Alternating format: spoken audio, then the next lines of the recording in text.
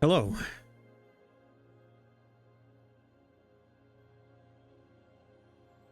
How's it going? We're gonna continue Final Fantasy XVI today.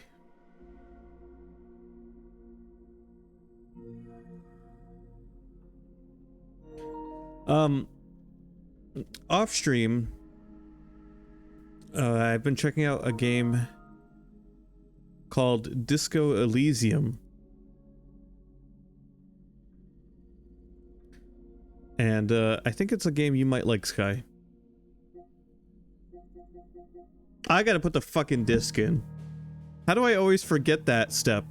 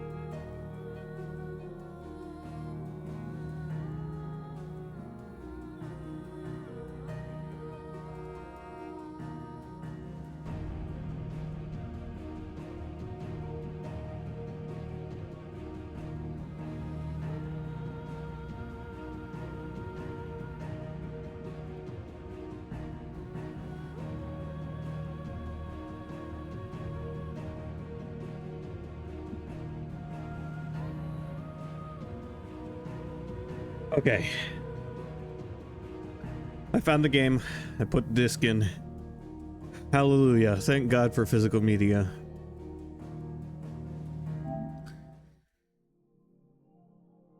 Disco Elysium is a very narrative-driven game where you play as a cop with no memories. And it plays a bit like a tabletop game at times. It has characters. It has a character sheet. Your stats and skill checks determine how you are able to interact with the world and characters around you. But unlike your typical movie-like adventure game, like Dark Pictures, etc., the narrative is driven by the player. So you're given threads to investigate, and you tackle them in any order you see fit, in any number of ways you see fit.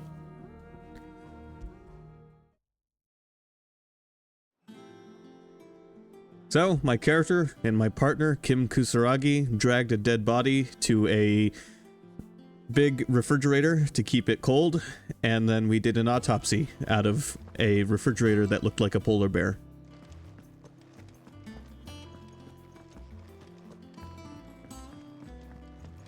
The thing I don't, the one thing about the game I don't think would vibe with you, it's generally kind of a dreary, drab world that you're exploring.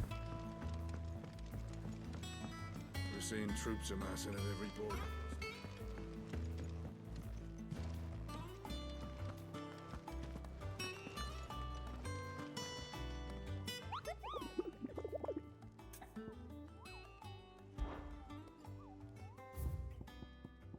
New hunts?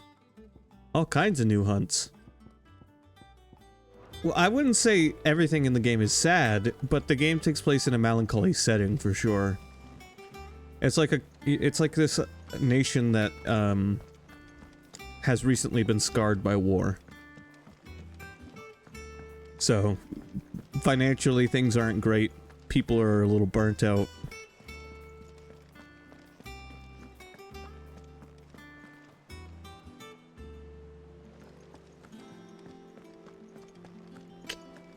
I don't think I have anything. I mean, a shit ton of hunts just appeared, but I probably should progress with the main story for the moment.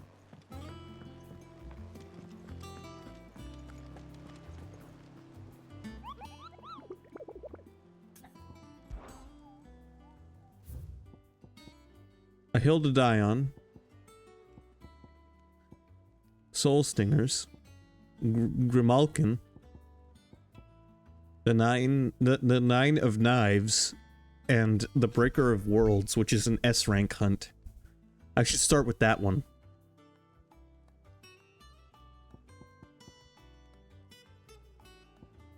Dhalmekia. It's all in Dhalmekia, except for the Breaker of Worlds. We don't know where that one is. Urgent notice to all Cursebreakers. Due to the discovery of a fallen giant in the Rosarian ruins, we have lately been investigating. All work in this region is to be halted with immediate effect, and all members are to proceed no further than the village gate, lest the echo should be awakened by our presence. No further action may be taken without Sid's express permission. Well, I'm Sid.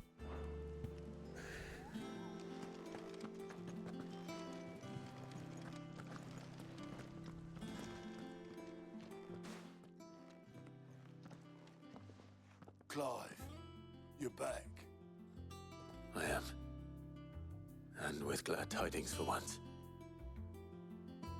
Hugo Kupka is no more.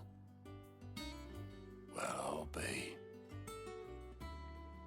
All of our comrades who lost their lives back at Sid's place be smiling down at you right now.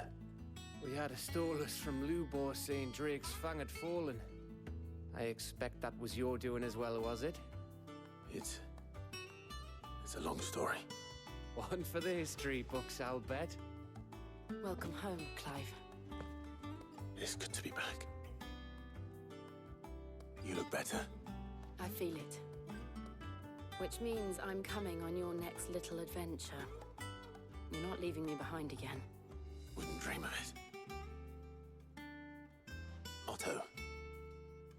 Any word on the Royalist movements since I've been away? Shouldn't you be putting your feet up? If you really want to know, go and have a word with Vivian. Thank you. I will.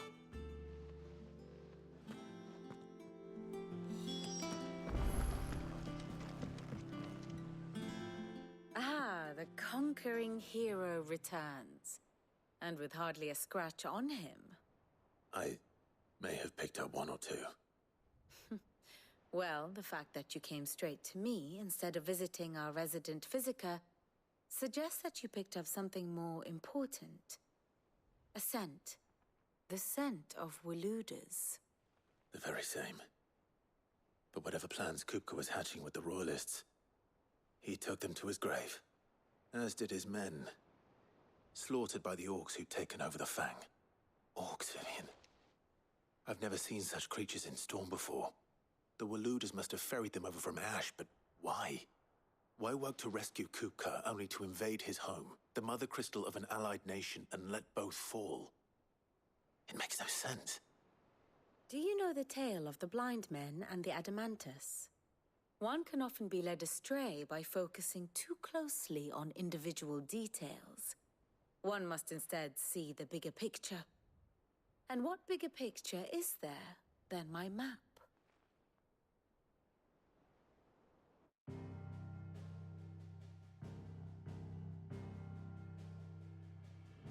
The Kingdom of Walud claims dominion over all of Ash. It is a nation forged by the bloody conquest of Barnabas Tharm, the dominant of Odin. The Canvarian War of Independence in 849. the Battle of the Twin Realms in 865, the Battle of Belinus Tor in 873. Wheresoever his armies fought, Odin was found where the fighting was fiercest. I want to fight Odin. But of late, the warrior king appears to have laid his sword to rest. Battle rages for control of the crystalline dominion. Yet Tharm sends not a single ship in support of his Dhalmekian allies. Meanwhile, the Blight ravages great swathes of ash. Yet warlike Waloed shows not the faintest interest in laying claim to untouched lands. So why go to the trouble of sending an army of orcs into the heart of Drake's Fang, only to make no attempt to claim the Mother Crystal for Waloed? It can hardly be for lack of men. Tharm's armies rival any in the Twins. No. We have not seen the last of the Waloed standard. Odin will ride again. It is but a question of when. And on that day, who will be trampled underfoot?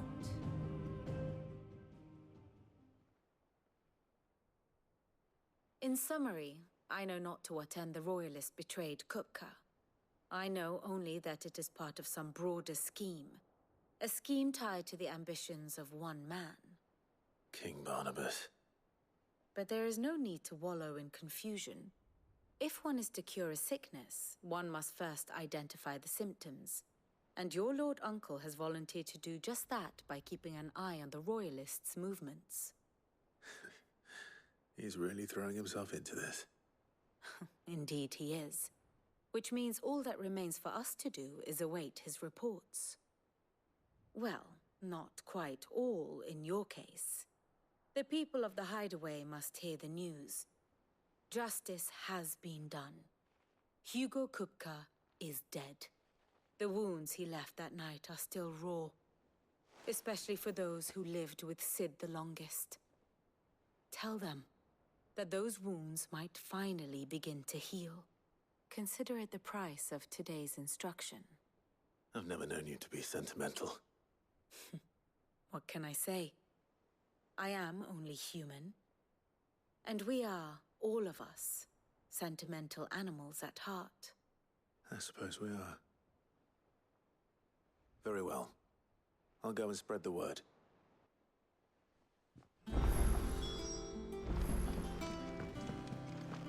All right.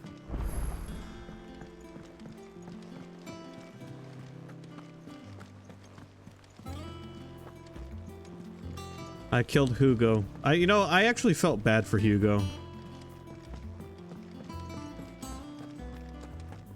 But what a fun fucking boss battle that was. Well, someone looks pleased with himself. It's true what I'm hearing then. Nothing escapes you, Lady Karen. It's true. Kupka is dead. No more looking over our shoulders then. Good. I'm starting to get a crick in my neck. Don't let it go to your head though.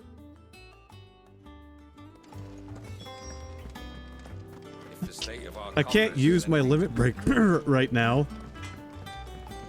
I'm not even in a battle.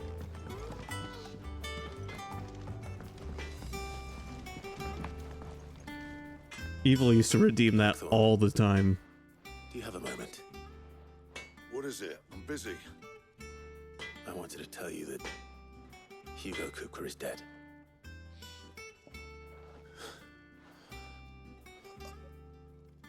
I can't tell you how long I've been waiting to hear those words. This is it then. A new beginning under a new Sid. I'll try to live up to the name.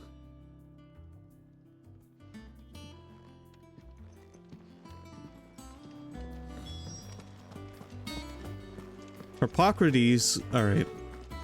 When can I get another new sword?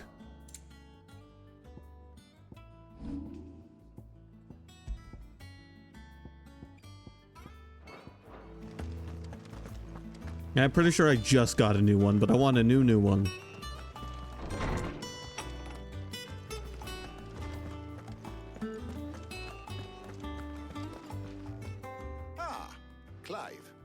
you come seeking the gift of knowledge? No. To share mine, actually. Hugo Kupka is dead. Oh my. Can it really be true? Look, he's crying. He is. The big baby. And with good reason, children. These are tears of joy. We must offer up a prayer to your parents that the heavens might weep with us. There shall be no lessons today, only thanksgiving and merrymaking. Go, put away your things. All right. Brilliant.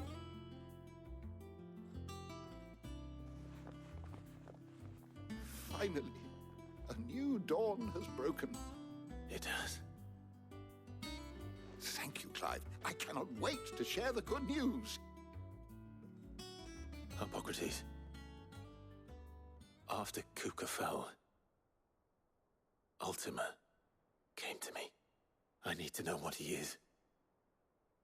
Have you learned anything? Alas, no.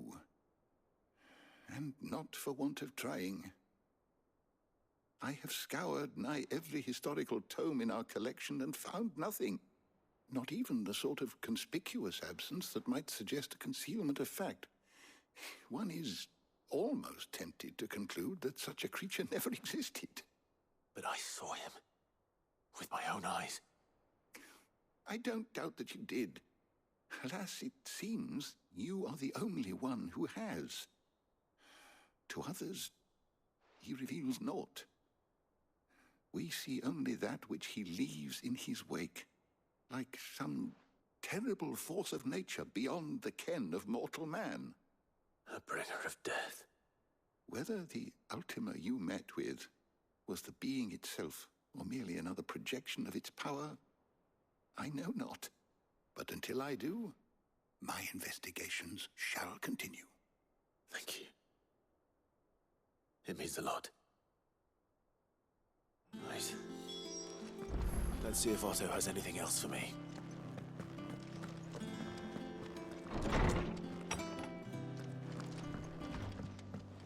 Thanks to see. I'm telling you, it's true. I heard it from Otto's own lips. Next, I hope we get to fight Odin.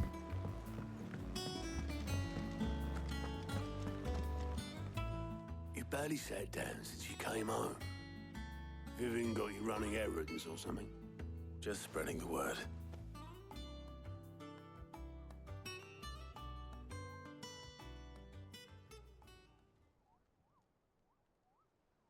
So, the Professor's got a soft side, has she? I'd never have guessed. No. She was right, though. Everyone was glad to hear the news. Ah, but you ain't told everyone. I can think of plenty of friends back at the old hideaway who'd sleep more peacefully for knowing.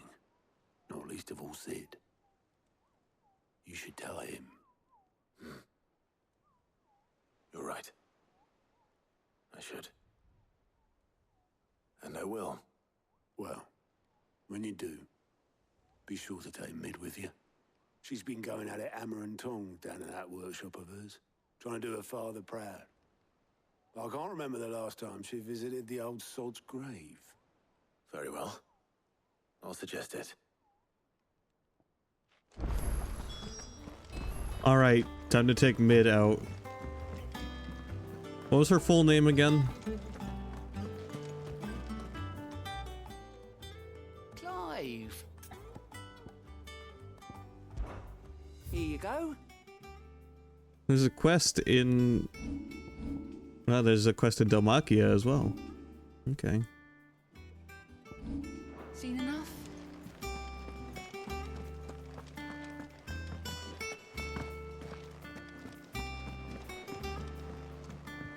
Let's see if Sky can come through here with Mid's full name.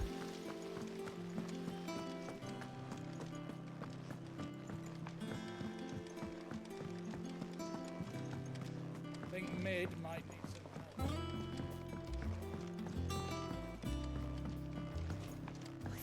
be something soon. All right, Clive? What do you want? I'm going to visit Sid, and I thought you might like to come with me. Sorry, I'm too busy for all that right now. I've got to get this thermal displacement stack sorted. Thermal... Displacement stack. Here. And this is for... Only the fastest, finest ship the world has ever seen. The Enterprise. The Enterprise. That's a real ship. Me and my dad designed it together. Where other vessels rely on the fickle winds to drive them through the water, ours is fitted with mithril engines. And those things have got more push than a behemoth in a bad mood, and more heat than all the hells Xenoblade put 3 together. moment. This is a Xenoblade 3 moment. Which is where the stack comes in. I may have already talked some tight-lipped shipwrights into putting the hull together for me in a little dockyard in Canva. But the stack's a bit more involved, so I'm building it here. Thing is, it's so involved that I'm running behind and it's starting to hold things up over at the shipyard. I'll come and see my dad, though, when I'm done. Whenever that is. Is there anything I can do to help? Good old Clive. I were hoping you'd say that. First things first, I need some parts meching. The stack will be made up of 3 major components. This is a Xenoblade 3 side quest. Well, There's the main plane quest. Here, that channels hot vapors away from the engine. The helm over the top, that disperses all that heat into the air. And the shielding around the sides. That stops the rest of the ship from going up in flames. A full suit of armor, then. Probably best to take it one piece at a time. Then you'll need to start with the plating. Everything else fits onto it. I've got the designs and the list of materials here. Show these to Blackthorn. He'll know what to do. I can't make head nor tail of them. Luckily, you don't need to.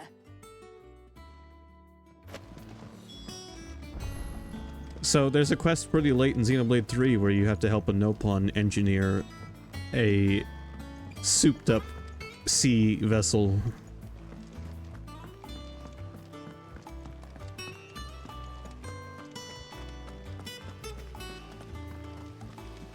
Also, hello, Neo. Neo, did you look up her name, or did you just get suspiciously close to her actual name?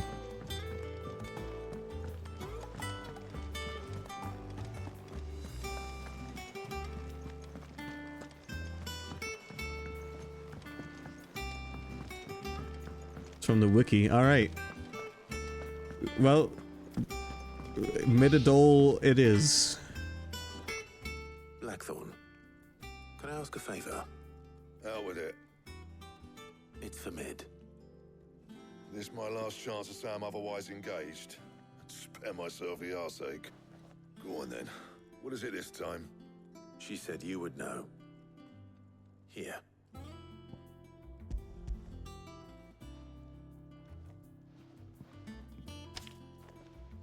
Krieger's Tates.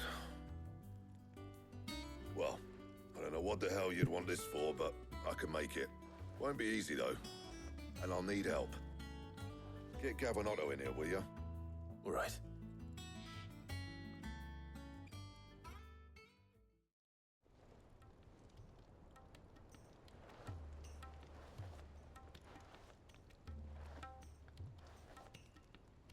So Mid's roped us all in here again, hasn't she? Typical. Still, if that's what it takes to get her to visit Sid's grave, I'll do what I can. And, what is it we need to do, exactly? Take a look at this. It's this plating. The usual saw grade steel won't work. We need something that can get very hot, very fast, and still keep its shape. That means an alloy. Something that won't break or buckle at the temperatures she's talking about. Which is where you lot come in. I need materials, and I've got my work cut out already. You'll have to fetch them.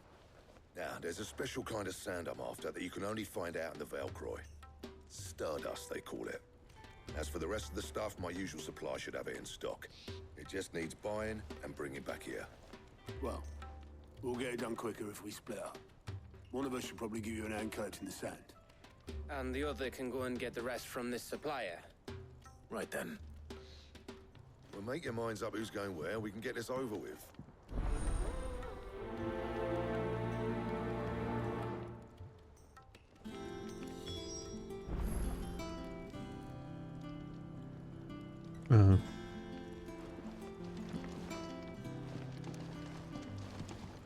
Up to you who you take to the desert. I mean, Gav's good in a fight, but he don't have my winning personality. Ah, don't listen to him. You'll be in the lowest of low company with either of us. Up to you who you take to the desert. You going after the Stardust then, are you? Which one of these two lucky souls is going with you? Who should I take? Otto or Gav? I feel like I know Gav better.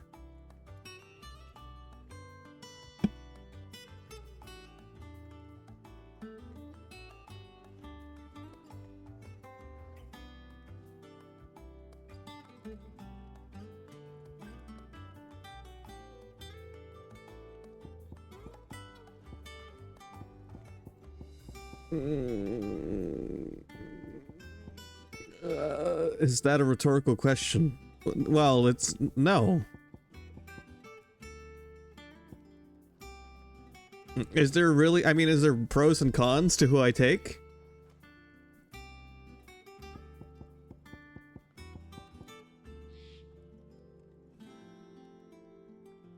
Then I will take Otto. Otto, you're with me.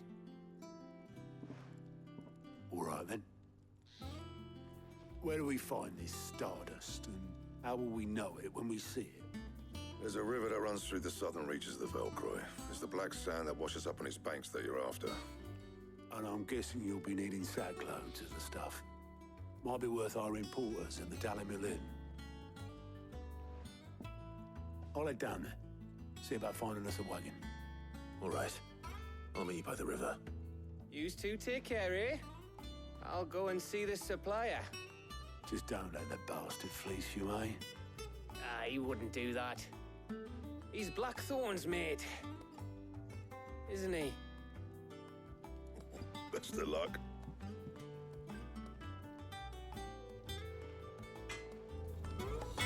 You know, when Gav blinks, you can still see the muscles twitch in his dead eye.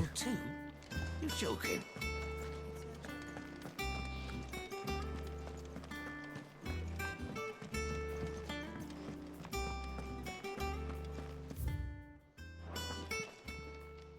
Well, don't just stand there gawping.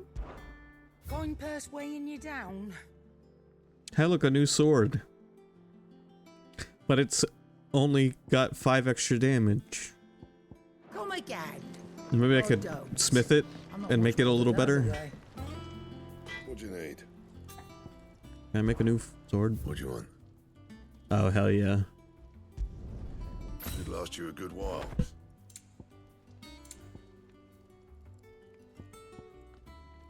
Damn. Okay. No scratches, right?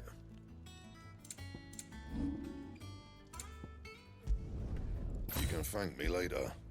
I'll thank you now. That it? Fine.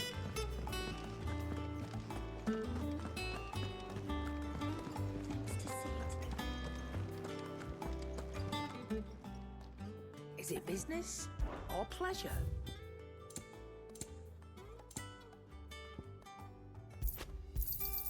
It'd better all be here. You're rubbing me blind, you know. Come again. Or don't. Actually, you know what? She has a dialogue choice I haven't taken yet. What can I do for you? It's a relief. Feels like we can breathe again, no more living in fear. Thank you, Clive.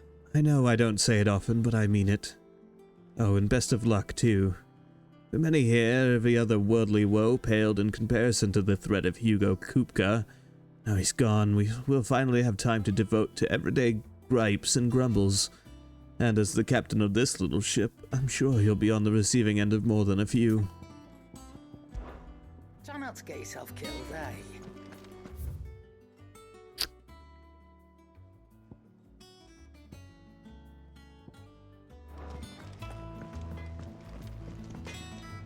back, are you? To a bloody riddance. If there was ever a man who deserved a rusty knife in the gut, it was that prick. Not that I'd let you carry around a rusty knife. His death won't bring back the people we lost, but it'll ease a few hearts. Mine included. Thank you. The river's down the south end. Alright, thanks, Blackthorn. I gotta go talk to Harpocrates.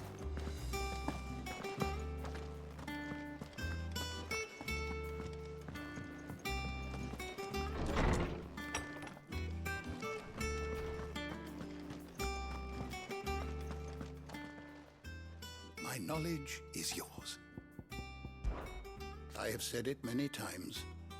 Hugo Kupka was a murderer, but he was also a thief.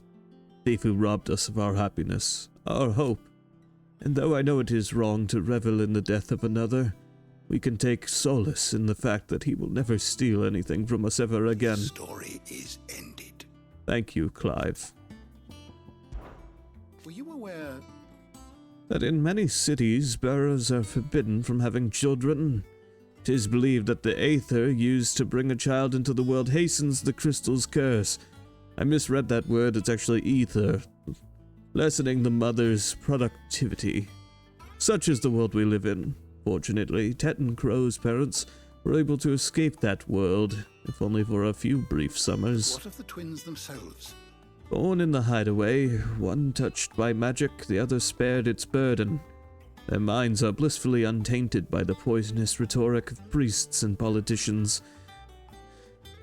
They will grow up knowing there is no difference between man and bearer, and they will pass that truth on to their own children, and they to theirs, until the world we live in now is but a footnote in the annals of history. Yes, change will come.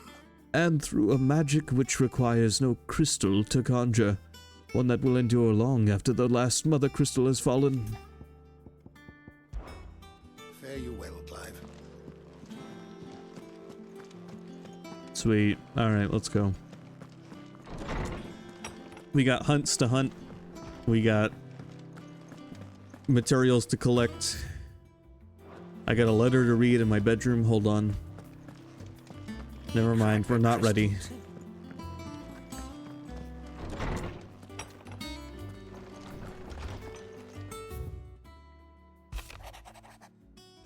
Sid II, I trust you will forgive me for putting you and your dear uncle to the test.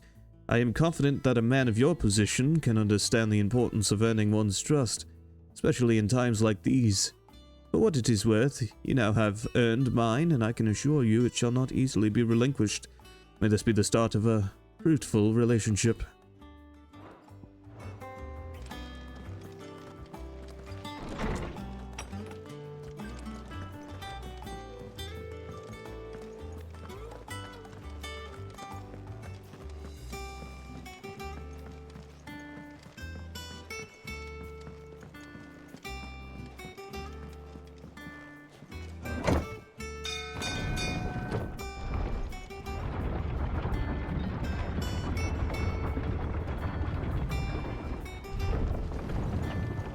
Alright, now it's time to get out there and adventure. This had better be the lot.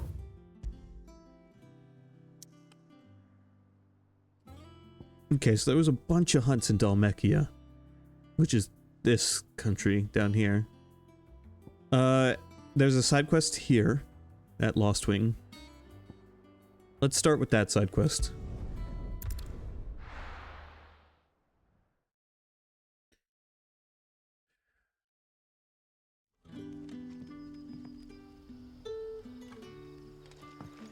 Good day to you.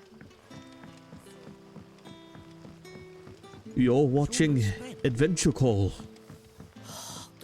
My name is Falkenhoof. I'll be your guide on your quest.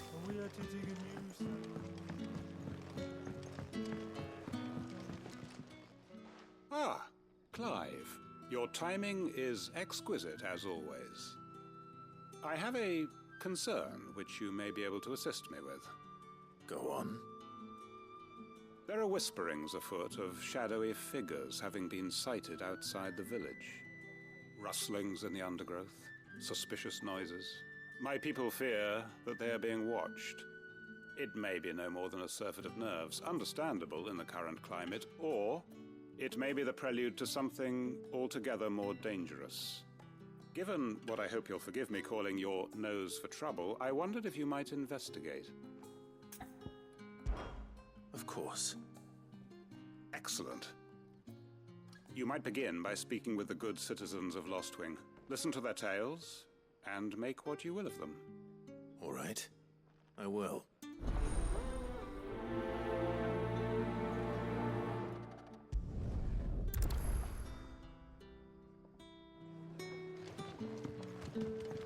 Right. Let's see what the people of the village have to say. I'd better find out if this is just nerves, or something we need to take more seriously.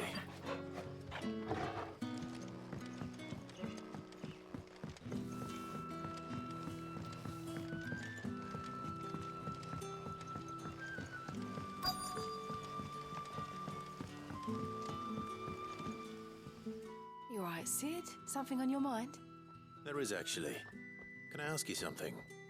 Quentin tells me people have mentioned shadowy figures out in the woods. Have you noticed anything unusual? Oh, that. No, sorry, can't help you.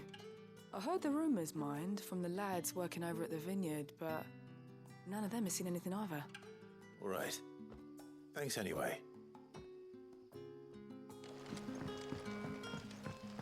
But when can I go on a special errand for Master Quinton?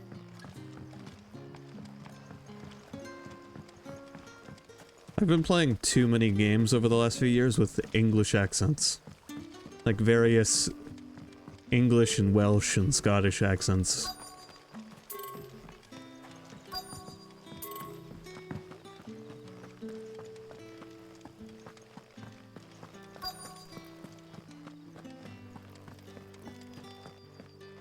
Do you have a moment? There's talk of suspicious figures in the woods. Have you seen anything out of the ordinary? No, but I've heard something. Sound of scraping metal, like someone sharpening a sword.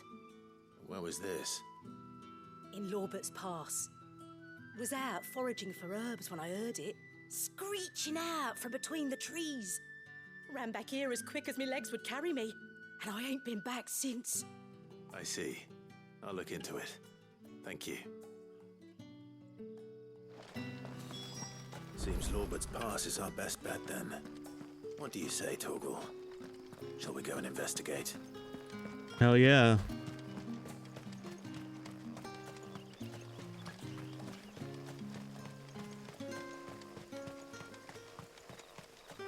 The music for Lost Wing and the music for our hideaway both remind me of, like, unused FF10 tracks.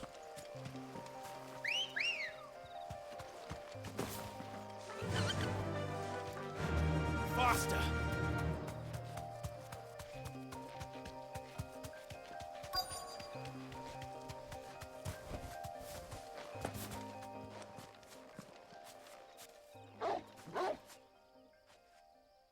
You there. Fuck! He's seen us. Get them before they escape. Black Shields. Here. What the hell are you doing here? What is it to you? Not that we give a damn. All that matters to us is that you don't leave here alive. Hold on, I gotta remember how to fucking play. That was a potion, I meant to command Torgal.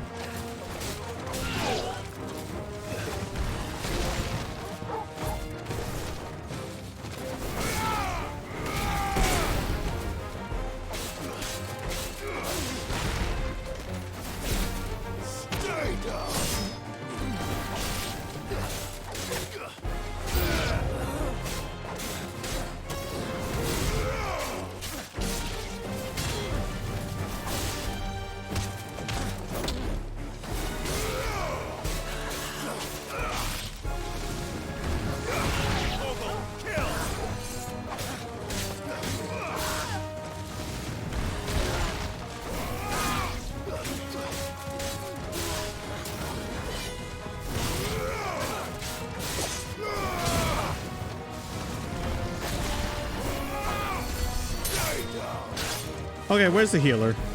Are you the healer? Who's the healer?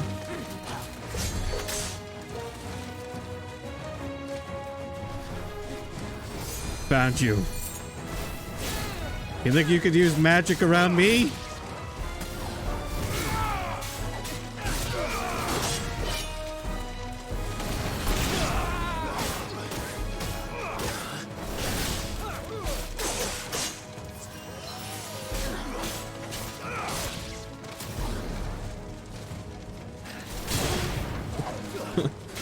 Hello, you have a very, very specific username.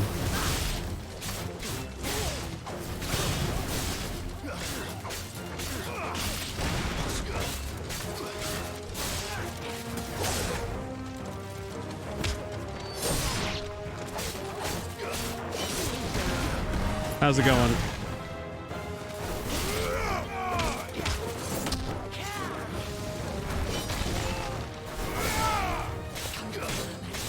I'm doing good.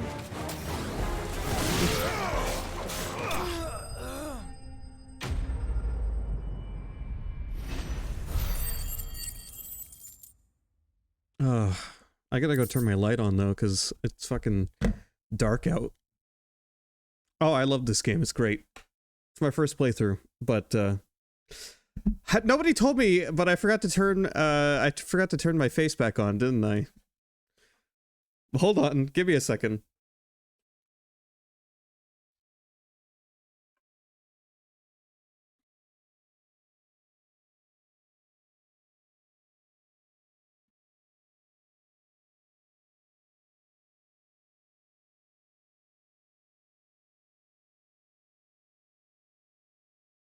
It's okay, Sky. Usually you'd be like, hey, you forgot something important.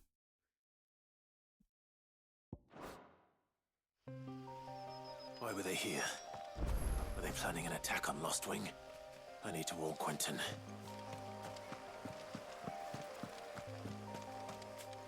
I gotta go tell Quentin Tarantino that there's violence happening in the woods.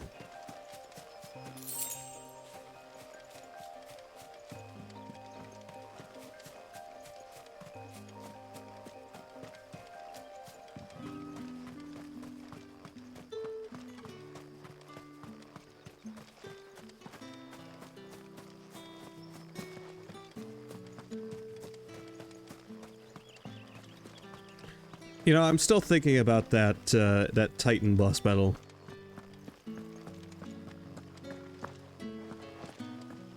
I actually showed that boss battle to my dad last time we hung out. Clive, how goes the hunt for our sinister figures? I found some black shields hiding near Lorbert's Pass. They're gone now. Black shields. The Empress's former bloodhounds, though they serve another master now. One who means to root out and destroy both me and those I care for. And it would appear the pack has finally caught the scent of its prey. Damn it all. I had hoped I would have more time than this. More time to prepare. But if we are cornered, we have no choice but to bite back. And bite back we shall. I'm sorry. You're going to need to explain. Who did the Black Shield serve now? And why would that person want you dead? Because I want him dead. Who? The former Lord Chief Justice of Sanbreque. All that I have built here is for him. I don't understand. Why him? Why Lost Wing? I suppose it is better that you know the truth. I was a member of the judiciary once. So sickened was I by the injustice of this world, I swore to fight it. And fight it I did in my own small way. I saw more than a few corrupt officials condemned to the very cells into which they had thrown blameless innocents. Men to whom the law was but a scourge to turn against the powerless.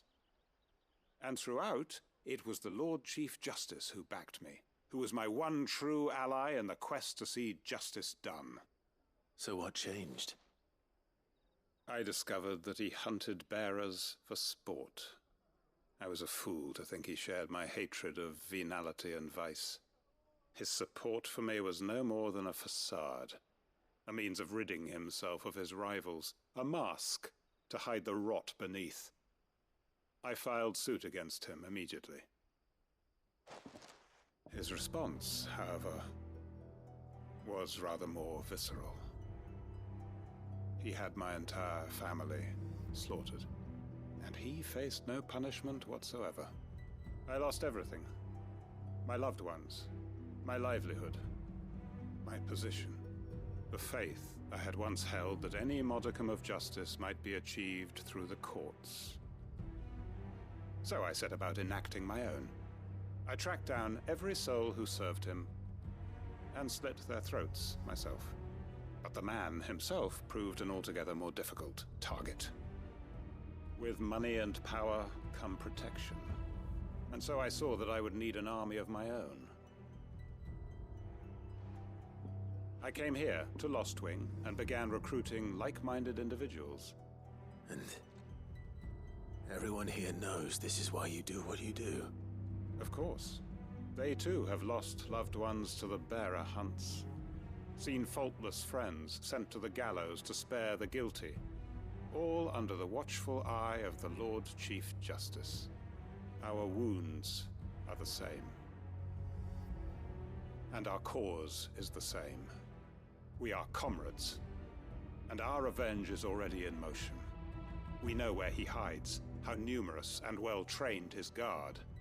What we did not know until now, however, was that his plans may already be in motion too. Quentin. Our time is short. He may move against us at any moment, unless we move against him first. My friends and comrades, it begins. Make ready for war.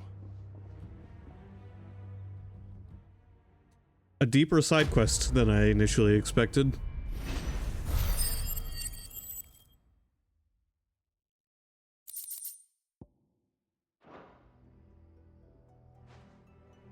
And my dad thought the Hugo fight was great. I'm not going to change his mind. He really liked it.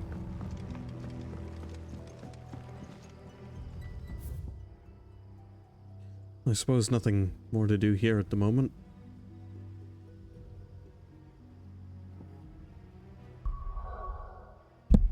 Oh, just smacked my microphone. Alright, I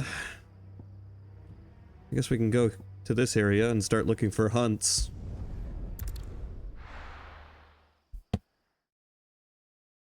And, there's a side quest to knock out. And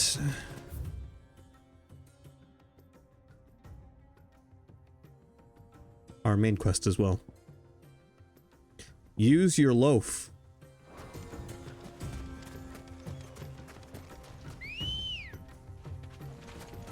Ready, go? Come on, Ambrosia, let's go look for something that can kill us.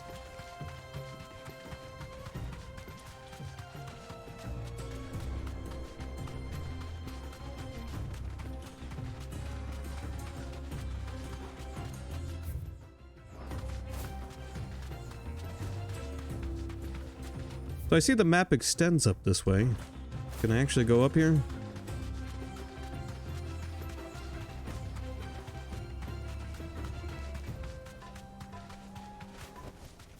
No need to ride from here. Yeah, I can. Is there anything going on here?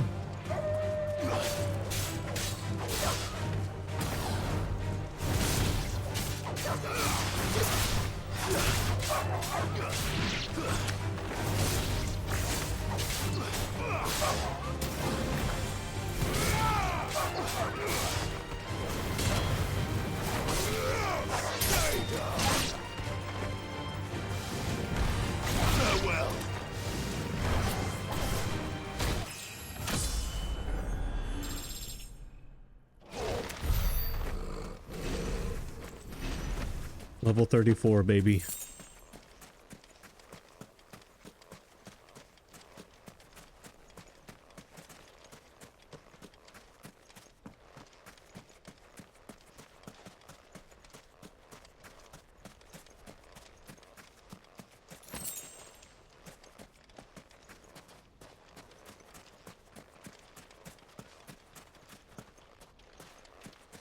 Well, presently, doesn't look like there's a whole lot going on here.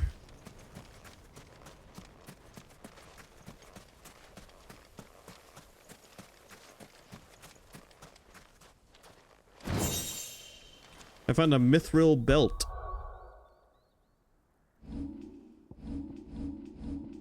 Which reminds me, yeah, okay. It is worse than what I currently have. I suppose I could have found that earlier. Oh well.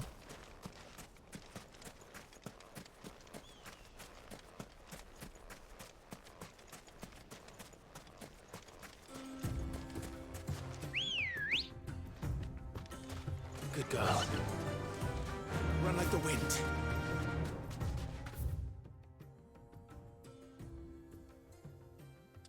Oh shit, through there though I could access this whole little section. Alright, let's go see if there's anything going on there. Never mind, we're not done yet. That'll do, girl.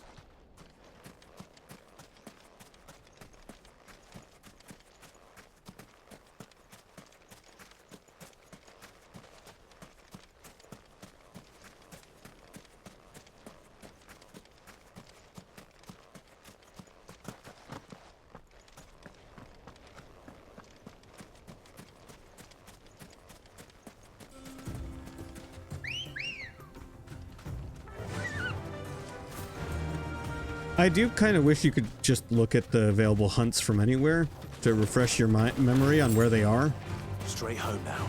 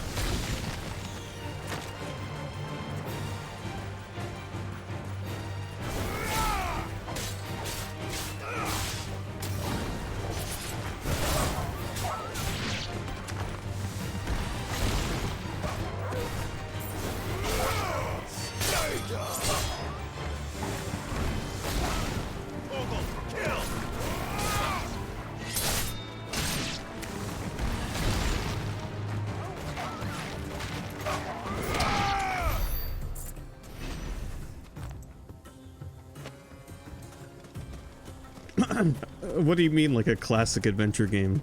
You started writing shit down on a piece of paper?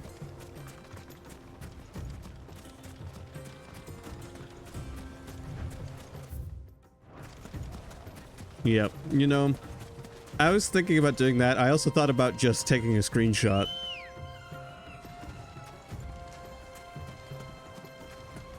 Good girl. Faster.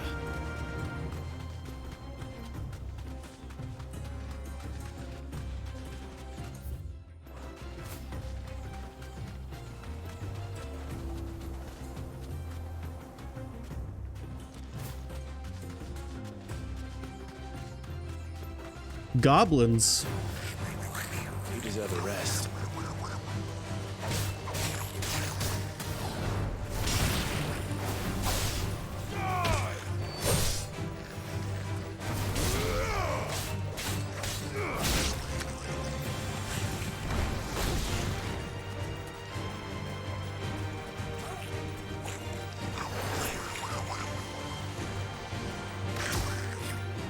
I tried to block that. I gotta practice the block again.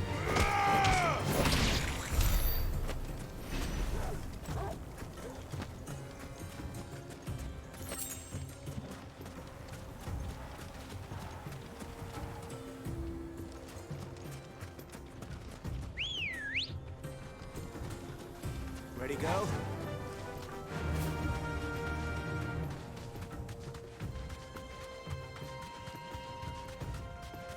Oh, this area is reminding me of the desert from Nier.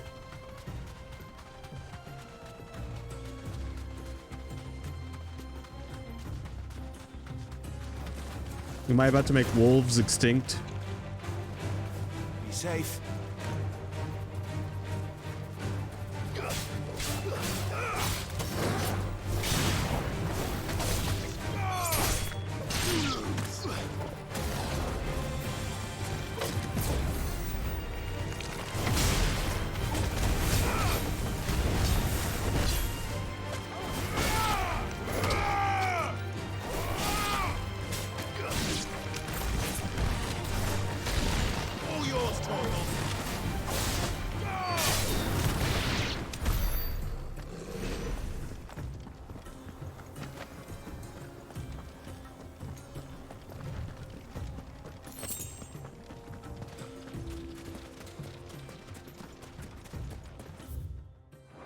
Alright, there's just this one last little area up here.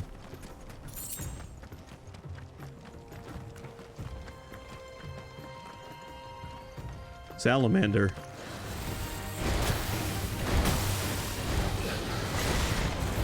Nice try.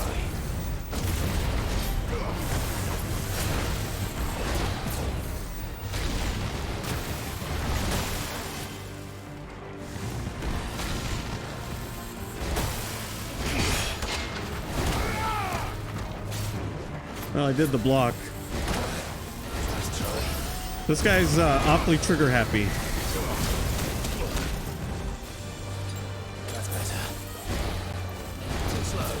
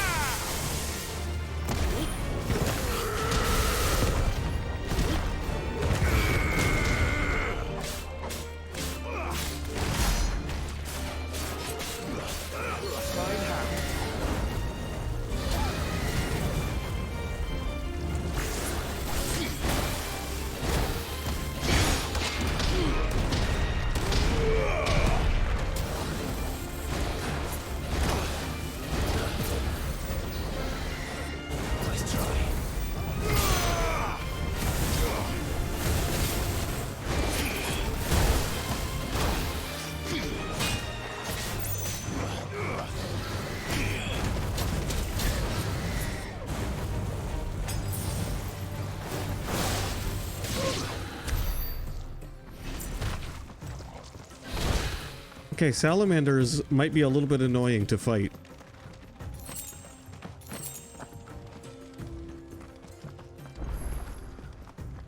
Look, I found one of these funny rocks.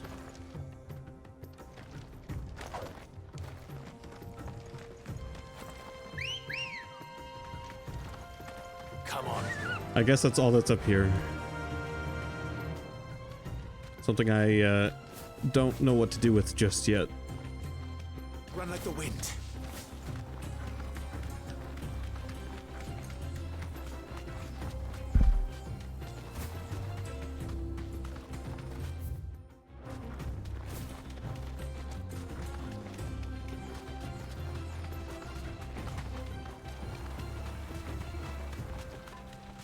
I mean, there's so many hunts in the area. I'm half expecting to just run into them. Like unique monsters from Xenoblade.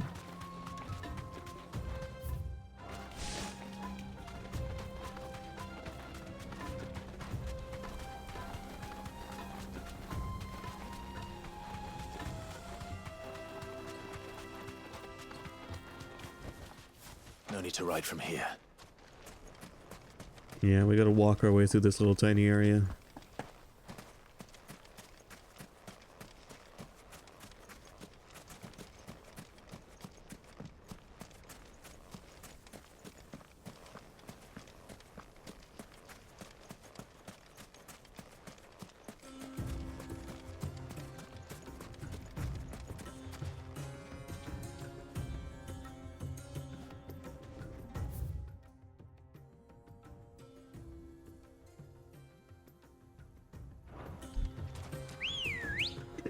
This part of the desert is pretty big, though.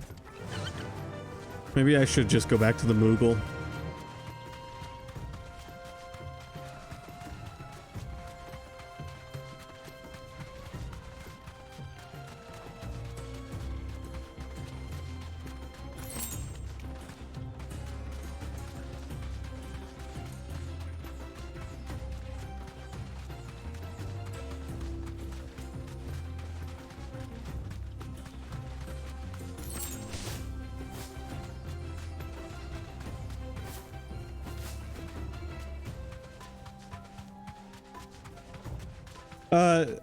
So in March, a couple of games are coming out that I'm looking forward to. And before that, in February, a couple of games are coming out that I'm looking forward to. So in February and March together, we've got 4 games that I want to stream. One is Persona 3 Reload. The second one is 7 Remake Rebirth Part 2 TM. And the third one is the Princess Peach game that's coming out. I know, what a tonal shift there. And then finally, Dragon's Dogma 2 comes out.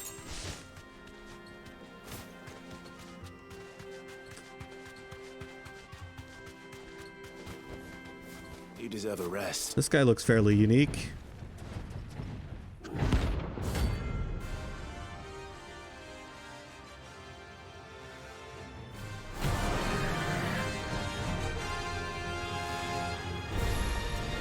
Looks like an Adamantoise. Looks like you're gonna need a bigger sword.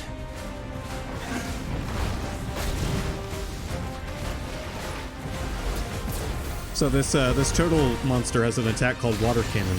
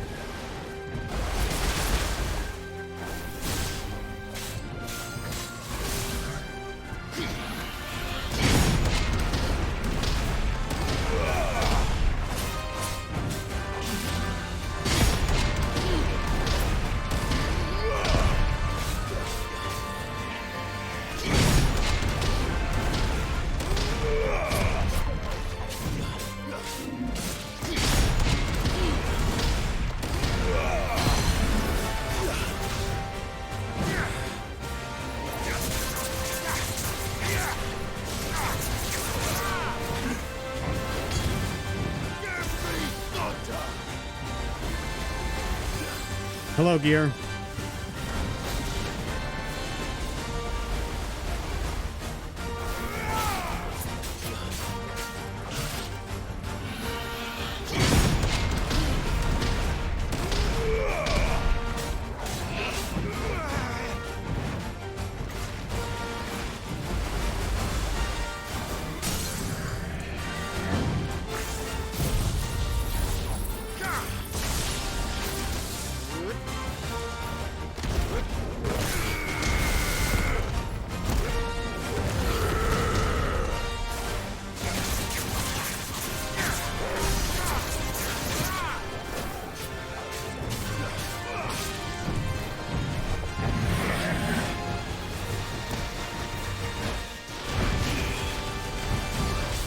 That was scary. It's still scary, actually.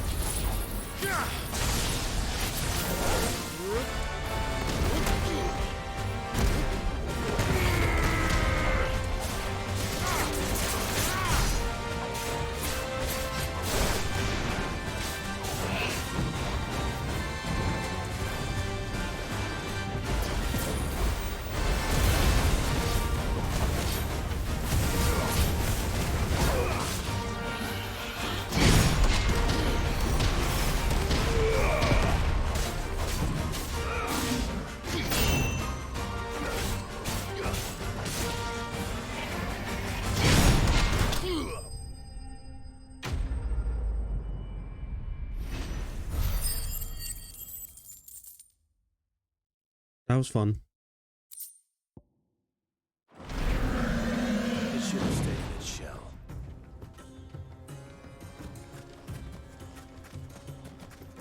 You really know how to make a guy come out of his shell. Good girl.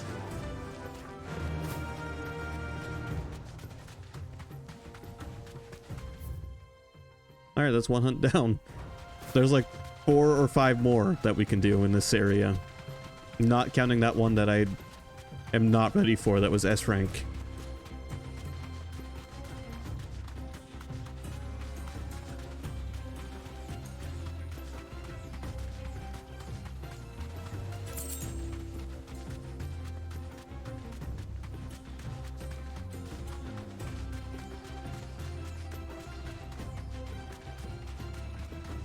Oh, I don't really want to fight another salamander. Don't look at me.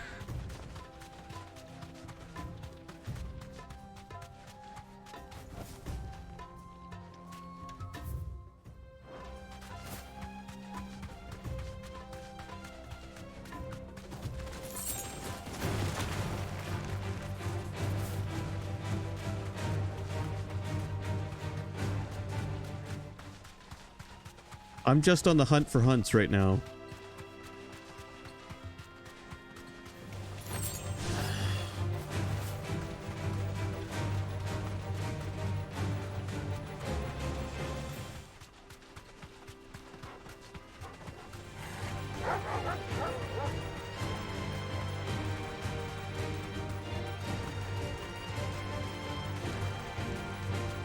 I saw a lizard.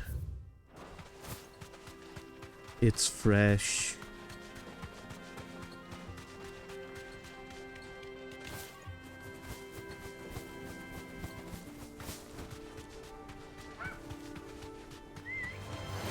Damn vultures. Preying on the trade caravans. Get off the chocobo. Pick the wrong targets. I'll kill these guys. Start with their wizard.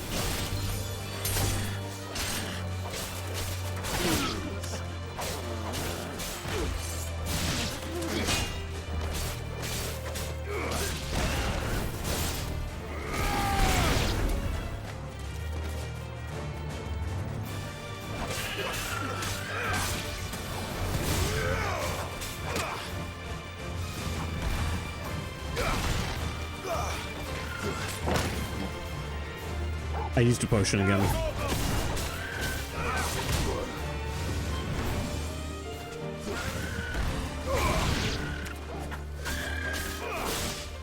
Well done.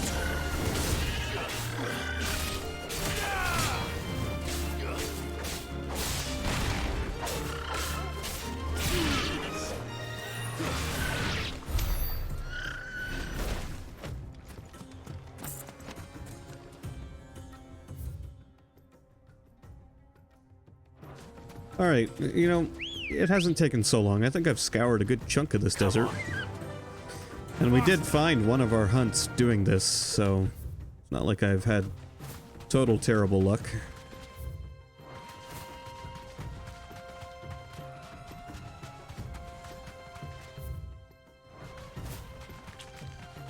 There's a rock formation here that looks worth checking out. Oh wait, that's the entrance area. Alright. Sorry, I'm gonna be flipping back and forth between the map pretty frequently.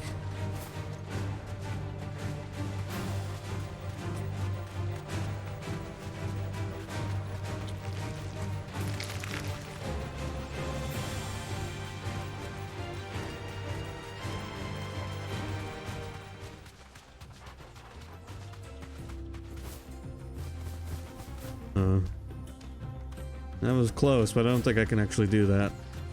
That's too bad.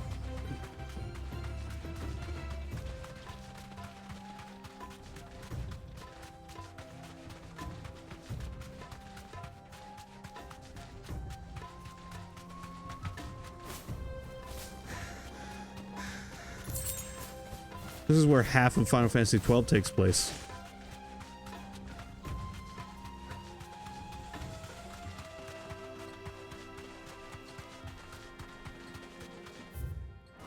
Actually, I've been playing 12 off stream. I just got a legendary sword. I'm glad that that game worked a legendary sword into its story.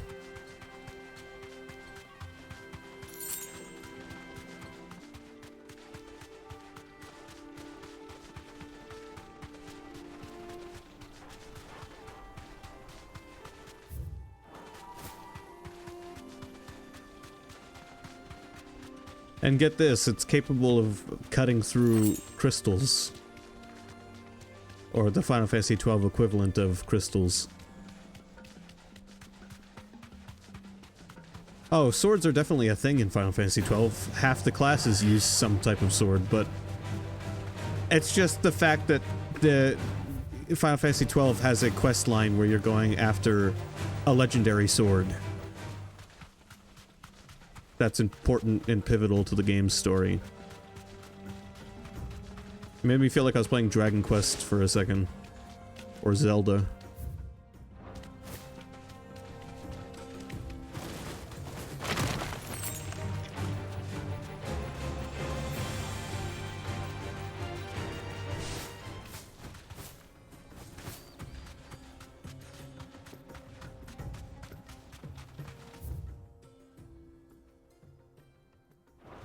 Alright, well.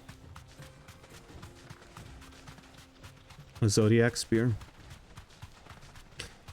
It boiled down to a legendary sword that could cut Nethicite. Or whatever it's called. That'll do, girl.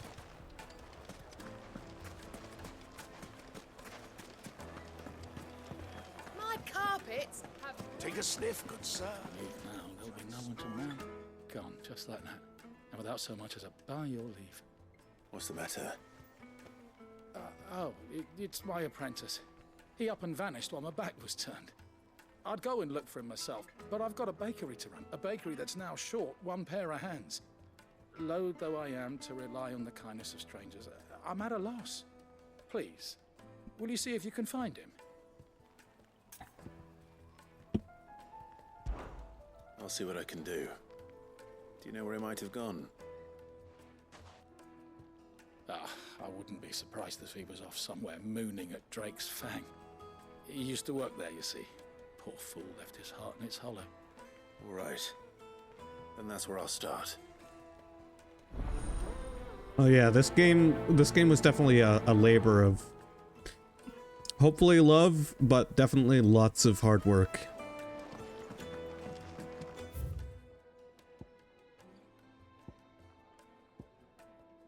Use your loaf.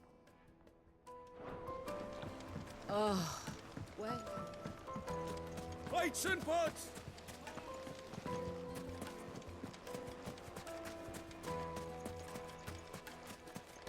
No, I'm telling you, it's gone.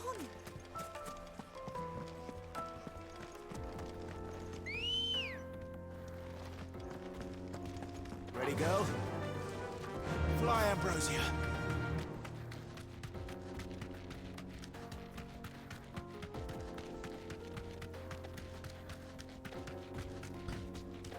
If this were Final Fantasy XIV, this would be the town run by the Lalafell.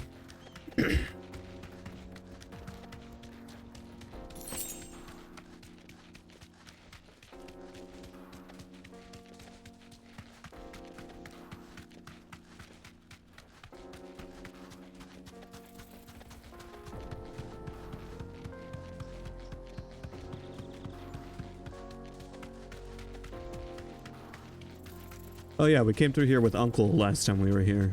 That's right.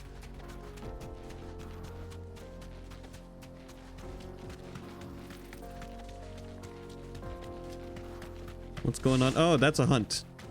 You're a hunt, aren't you?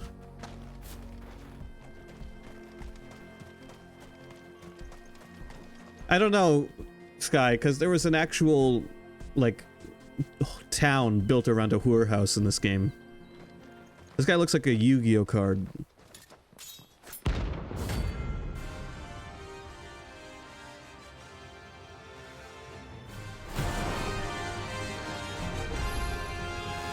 lady at Hunger's needs. Come, let us feast on your flesh. Your feasting days are over.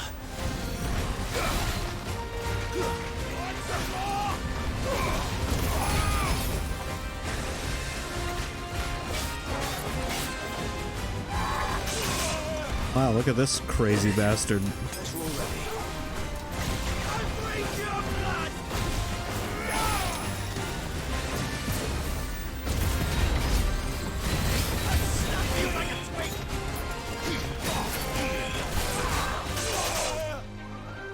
It might be too early for me to do this hunt.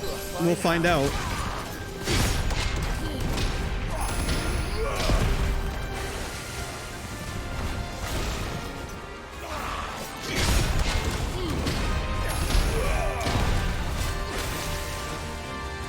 Oh god.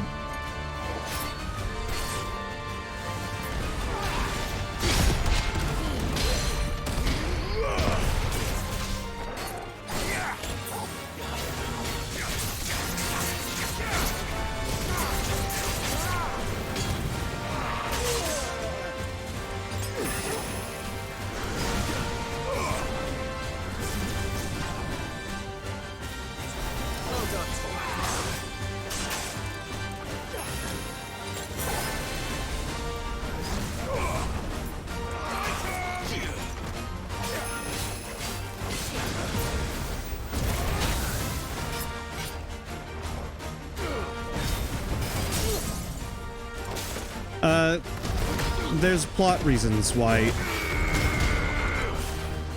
our summon power is not always able to be used at full strength.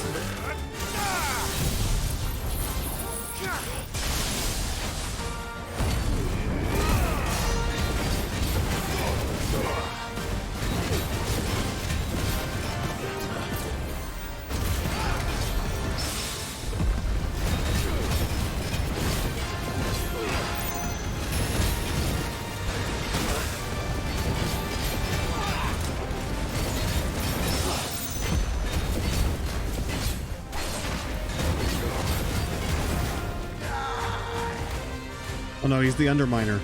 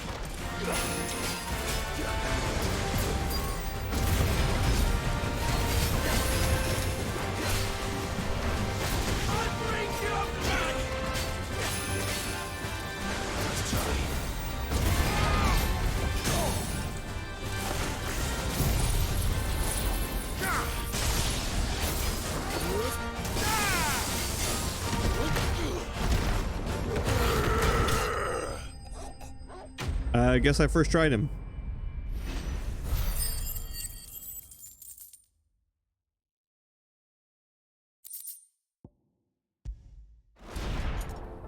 Those who kill for sport deserve no better. But yeah, in this universe, people who with the abilities to summon icons, and it's not the same as summoning in previous entries because they just turn into the fucking things. It slowly kills them. So, for plot reasons, our powers have to be used sparingly.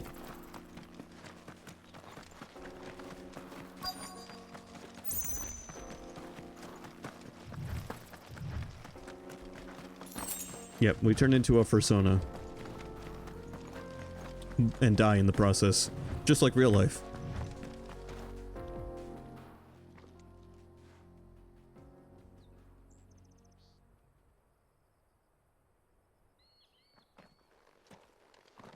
Excuse me. What do you want? The baker sent me to find you. I am a sorry, selfish sod, aren't I? Certainly not a baker. Master must have ruled the day he took me in. Time was the sight of the fang used to calm my nerves. But now look at her. I take it you missed the Mother Crystal. I hated her, but she was all I knew. Worked her mines for years. And when she shattered, part of me shattered with her. I had to trade my pickaxe for a rolling pin, but I'm no good at baking. Every loaf I touch collapses. My bread's as hollow as I am. She was the only thing that could fill the hole inside me. Oh, I loved her, damn it. But now she's gone. She's never coming back. What am I supposed to do? I ask her. How does a shell of a man learn to live again?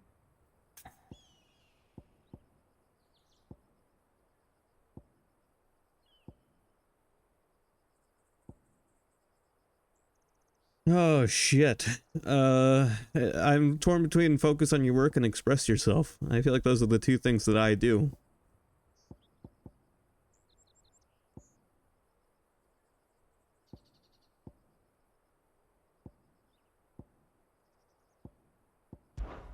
Perhaps you could express yourself in your work.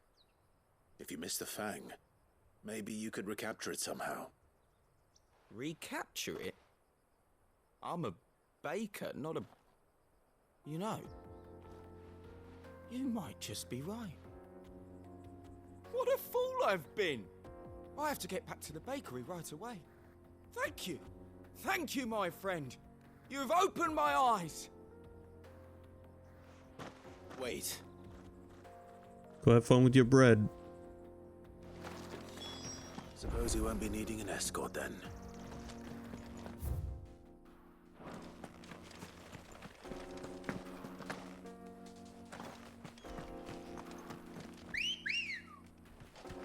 Come on. Faster!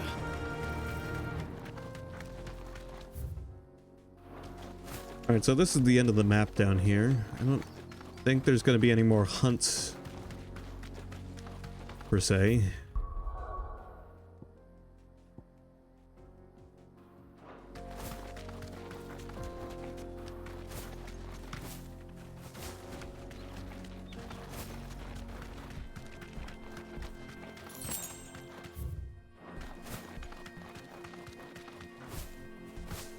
I mean, we successfully found 2, which isn't bad,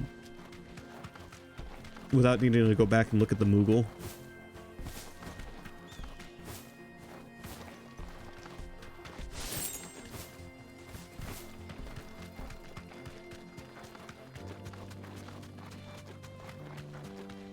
I'm gonna go check that spot where all those bath bombs were.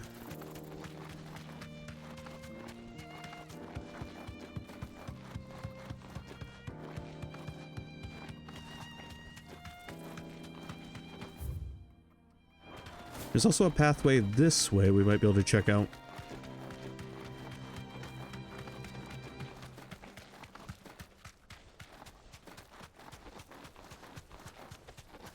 The sickle.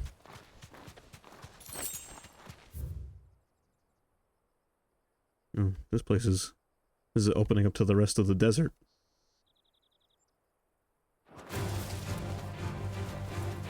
You deserve a rest.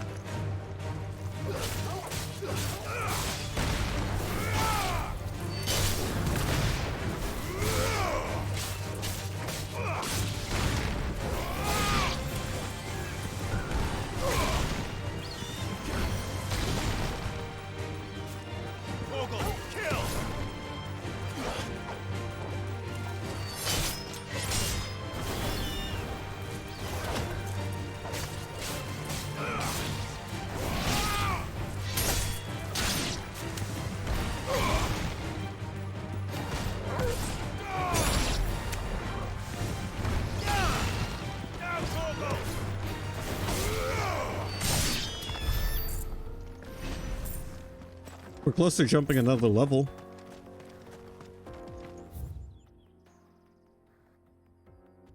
Alright, let's check the place called the Cattery.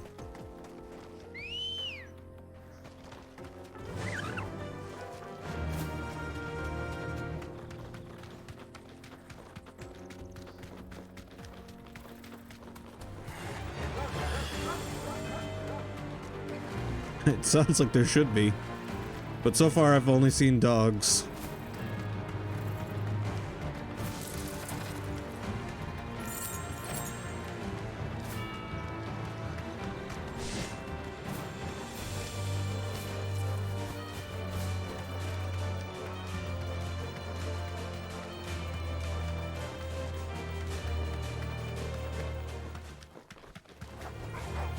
Safe.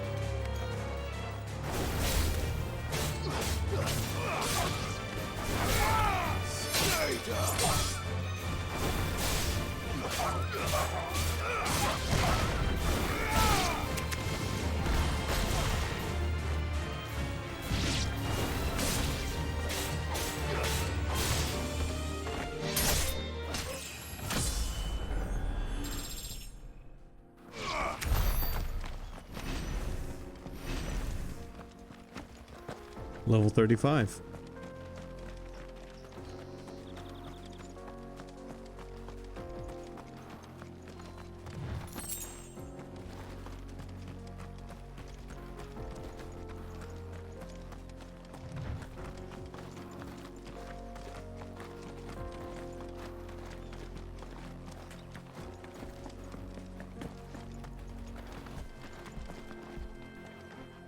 Well, that creature up there looks significant.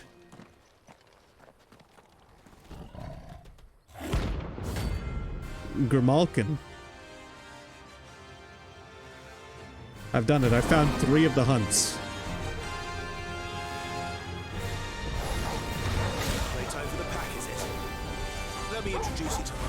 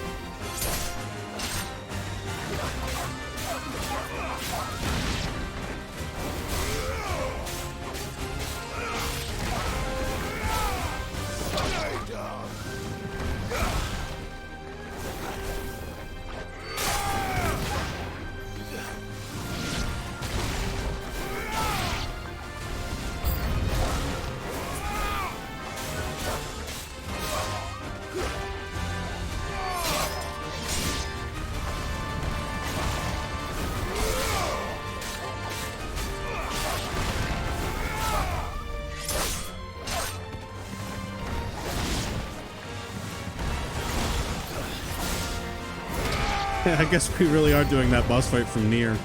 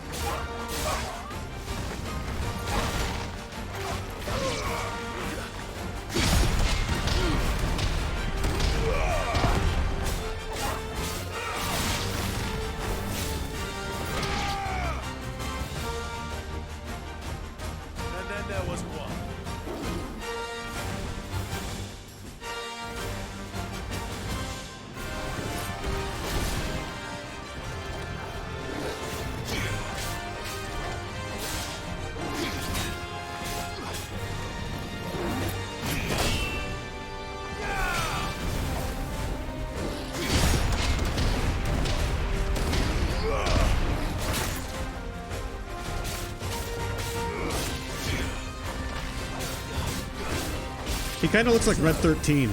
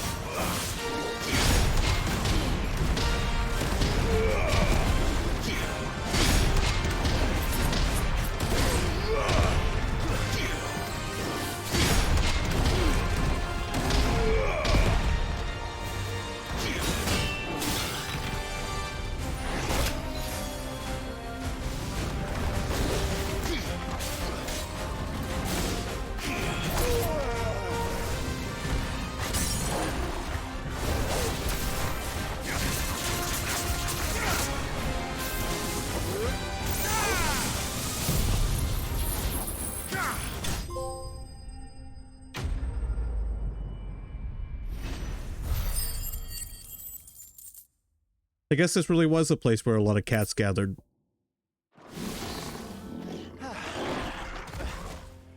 That wasn't too bad, was it, Torgal?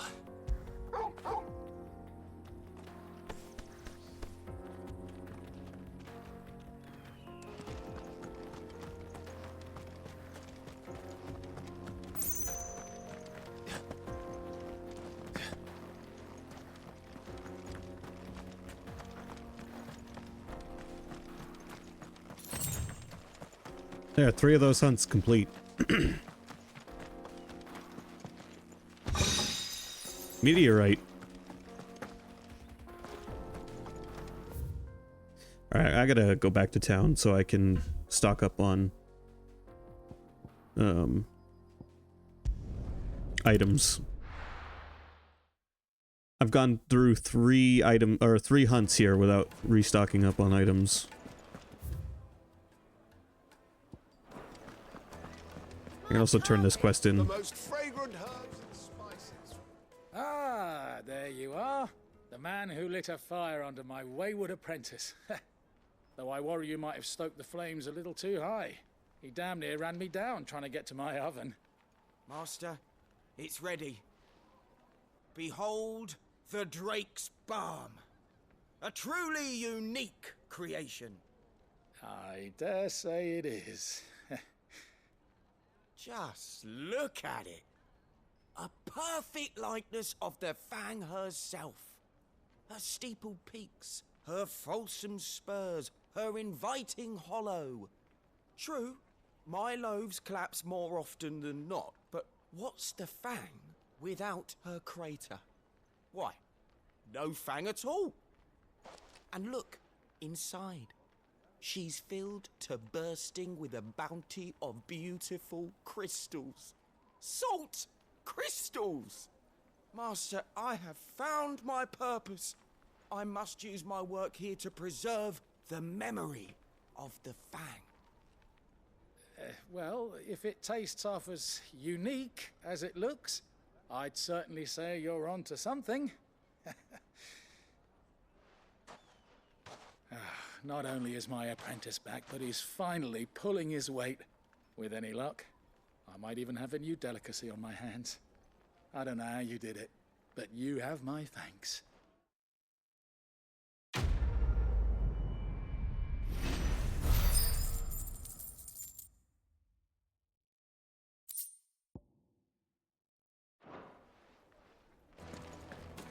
Oh, you know what? I probably have some points to spend. Yeah, got a couple.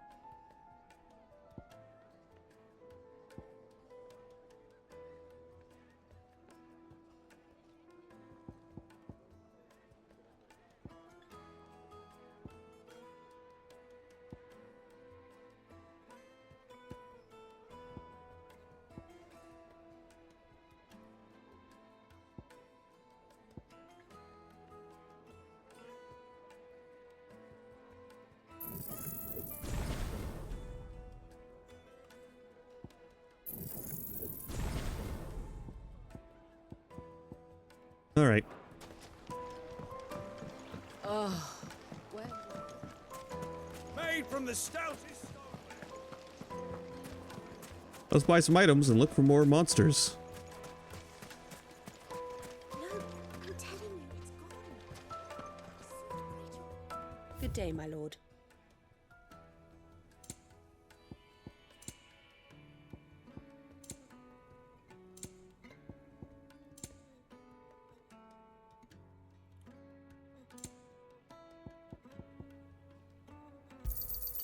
An excellent choice. My thanks. What's that gear? Fair Fare you well.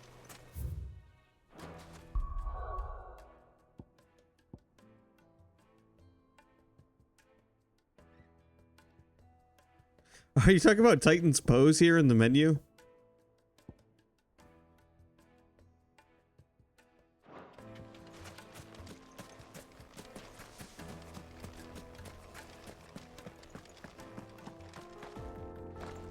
Ready to go? I don't know, it just kind of looks like a, almost looks like a Pillar Man pose.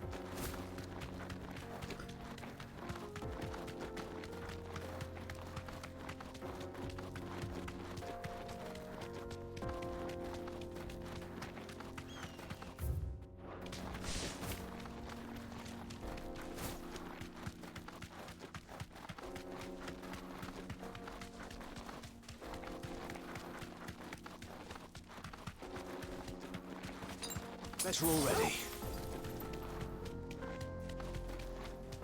Just come over here to see if any new monsters have taken up residence. Doesn't look like anything of too much significance. Thanks, girl.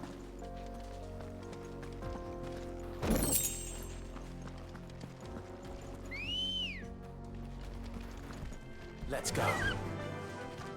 Fly, Ambrosia.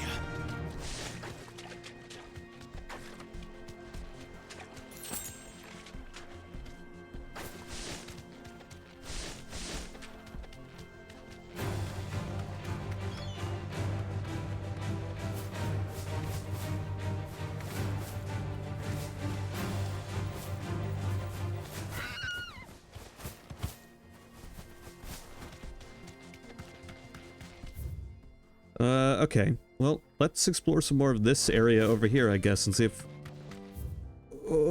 if we could find any more hunts. Or I can actually, before we do that, actually, let me just go back to the hideaway real quick and look at the hunt board.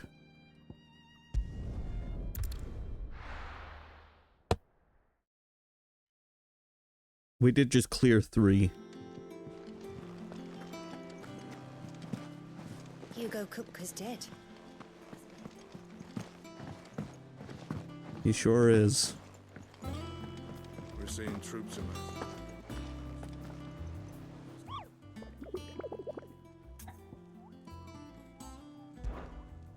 I don't even know where the SSSS one is, Sky.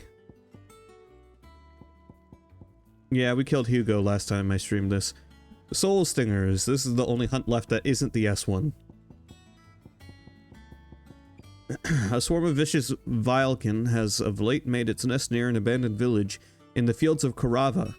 Okay, we haven't been there yet, but I think I saw where that is. Already, the striped corpses of great beasts have been sighted in its vicinity.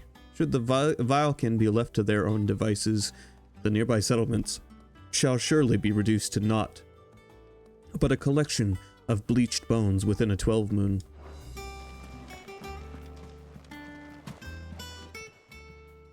How may I help you today, Clive? Kuka, Thought that bastard's death would change things. close my eyes. I can still hear Yara's voice as he whispers for us to run, as he calls out to the soldiers to distract them.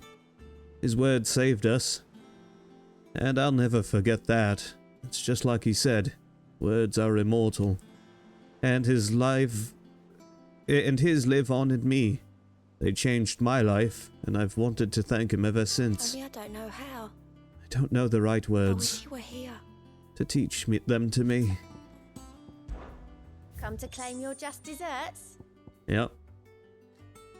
Many claim they wish to change the world. Few actually take it upon themselves to do so. You are an inspiration to us all. You earned this.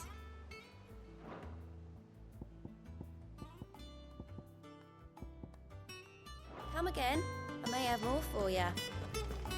Alright, we got one hunt left we can go do. I don't know where the S rank hunt is, and I doubt I want to be fucking around with it. The A rank hunt was level 38.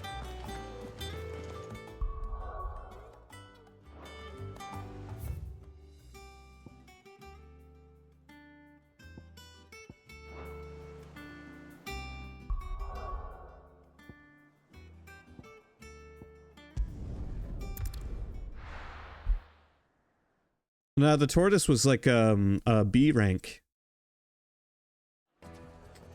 The dual sworded guy was A rank. He was the hardest one I've fought just today. The tortoise was tough, but he wasn't the strongest physically. Oh, where? He had high defense.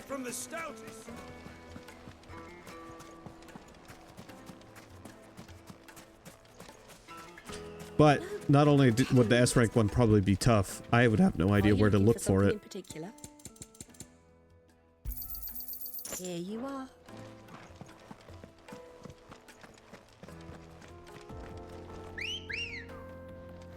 Actually, hold on, Chocobo. I probably have a bunch of items I could sell for more gil. Anything I can interest you in? Not that I don't already have enough gil.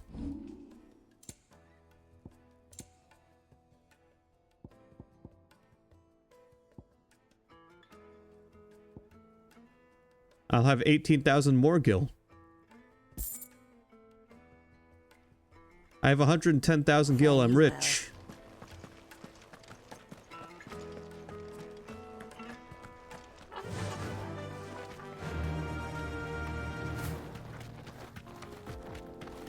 I could almost afford a house in Final Fantasy XIV. By almost, I mean I'd need another 400,000 gil. Or so.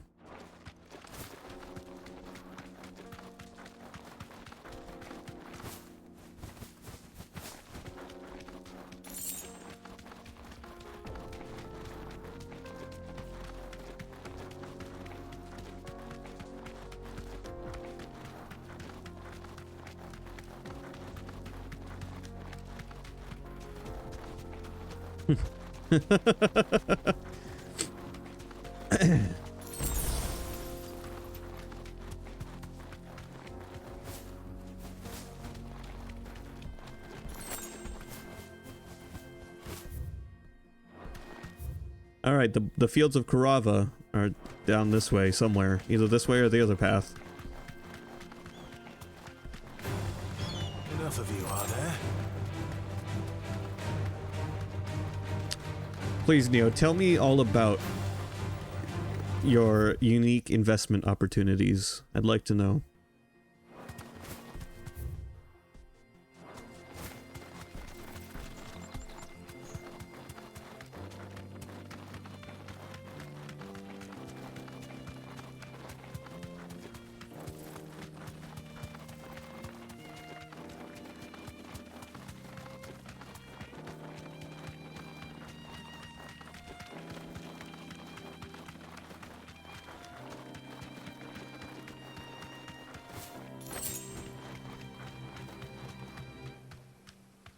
Currently, I'm investing my money into a salvage company.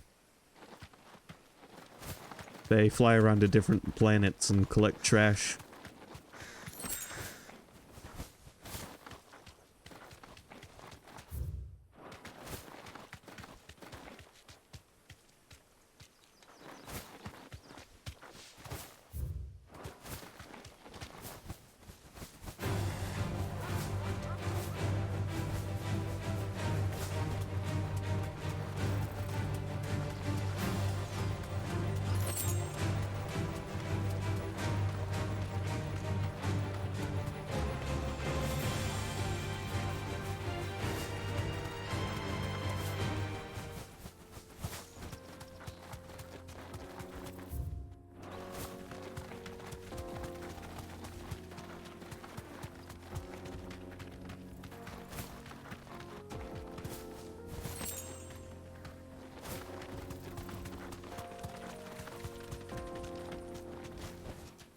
That'll do, girl.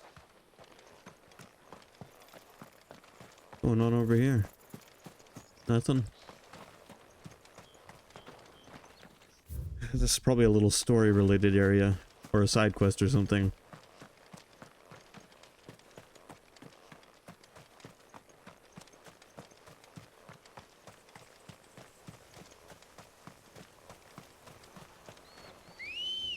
There's a helicopter flying over my house.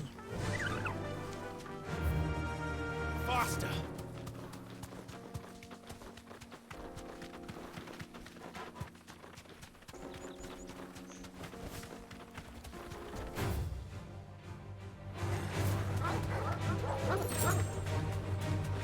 Alright, finding this next hunt, apparently, is like looking for a needle in a haystack. How hard could it be to find some bugs? Just like a little bug, or whatever. Just like a little bug.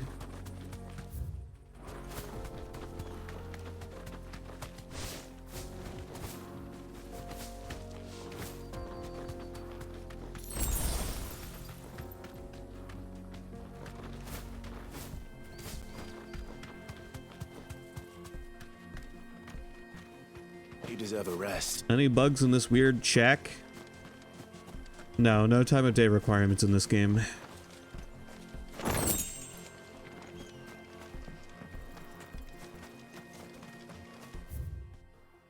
All I know is they're somewhere in the fields of Kurava, and there's the fields of Kurava are fairly large.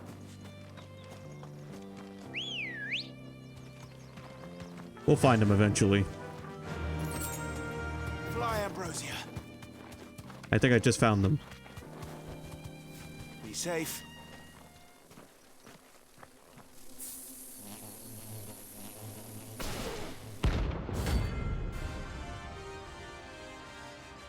Alright. Aerial enemies. 5 of them.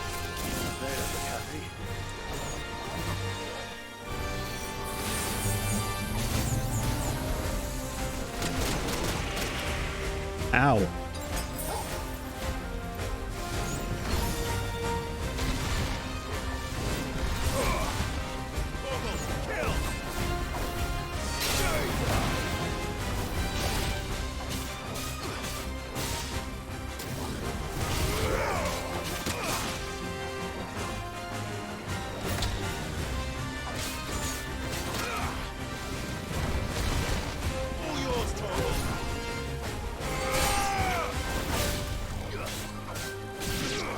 That's one of them down.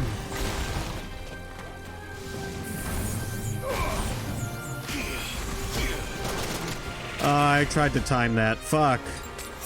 That attack sucks. Yeah, these are Japanese murder hornets.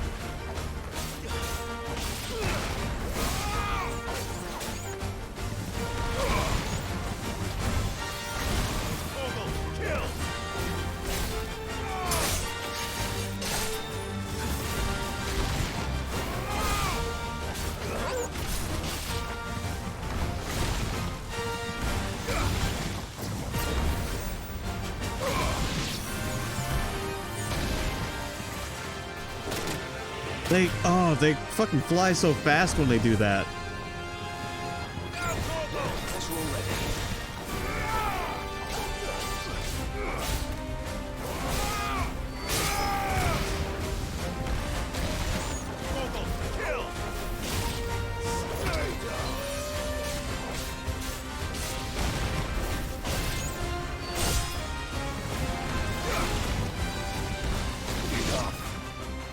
Just you and me now.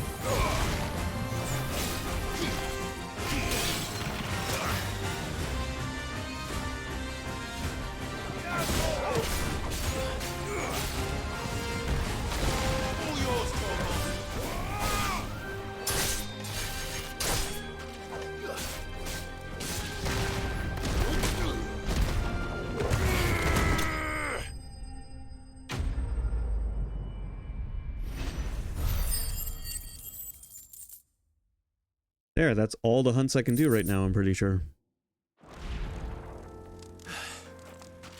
Peace at last. Fucking bugs.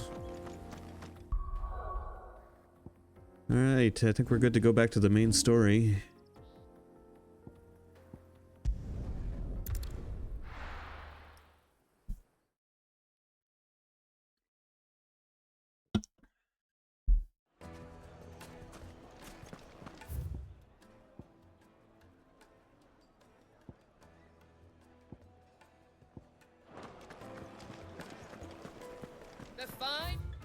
Where's the path to the... this way.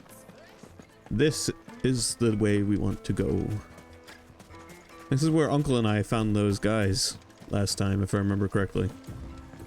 Looks like I found the river. That was really descriptive. Now where's Otto?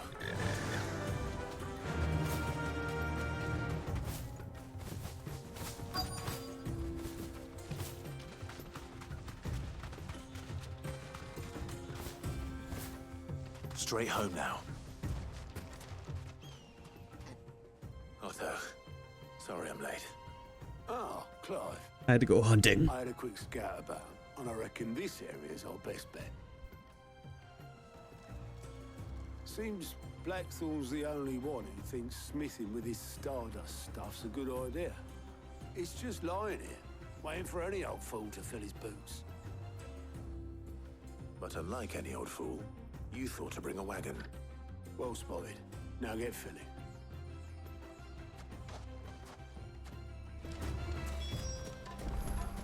Okay. I guess we're gonna fill the wagon.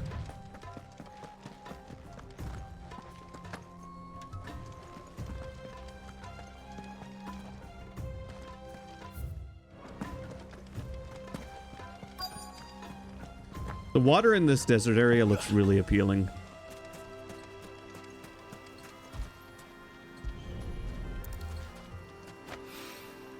So this is Stardust.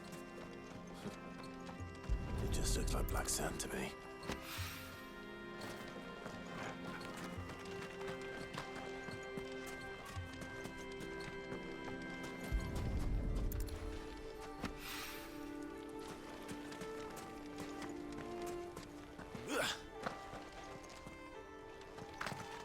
Is the Stardust exclusively along the riverbank? Apparently so.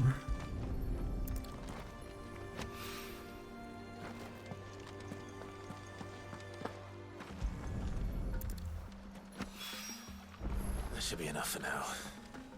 Let's see how Otto's getting on.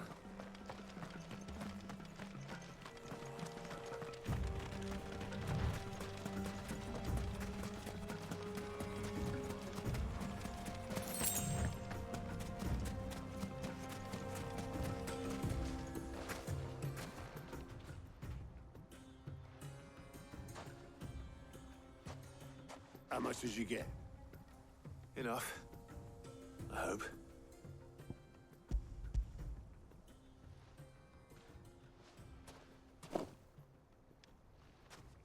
More than me. Put it all together and I can't see Blackthorn complaining. Much. Here, Clive. Do you fancy a walk? Where are we walking?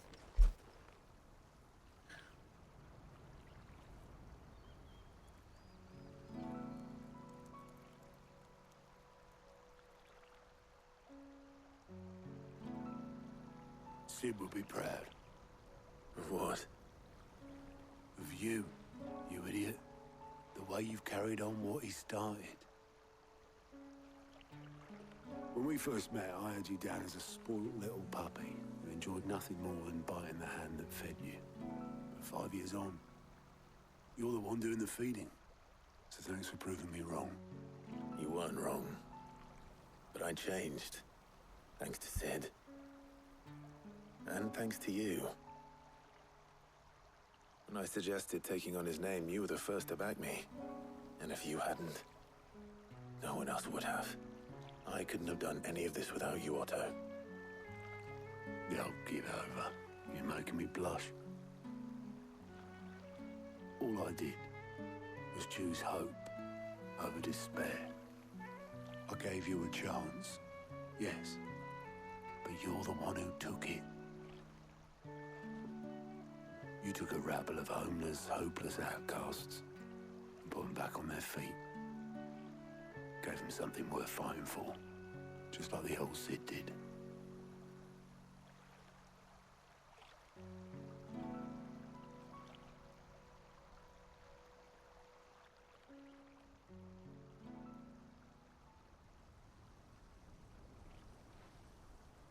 About time I was heading back, I reckon. All this scrabbling about in the sand's taken its toll on the old pins. I'll see you back at the hideaway then. You can take a well-earned rest when you get there. Oh, I plan to. Believe you me. But I'll make sure Blackthorn gets his precious black sand before I put my feet up. He'll only moan otherwise.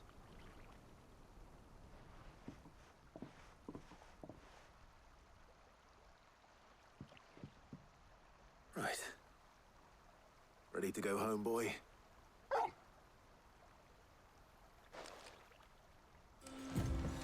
Well, that was fun.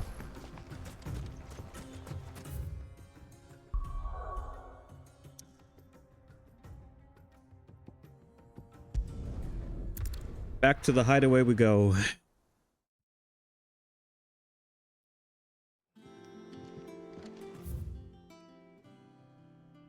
Let's hope this is all Blackthorn needs.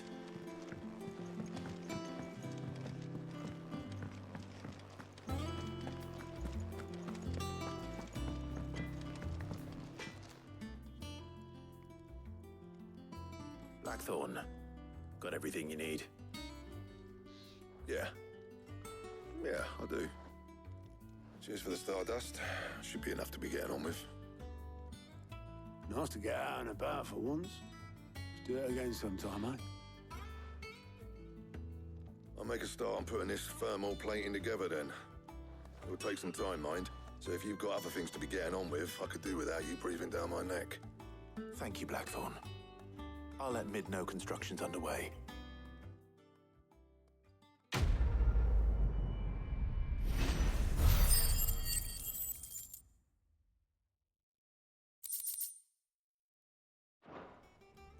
Suppose we'd better be getting back to work too. Give us a shout if you need anything.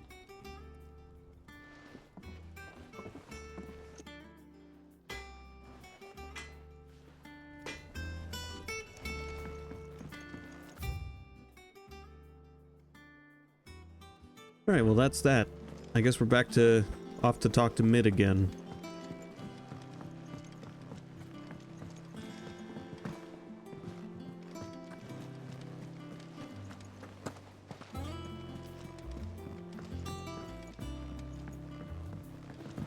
We're seeing troops amassed.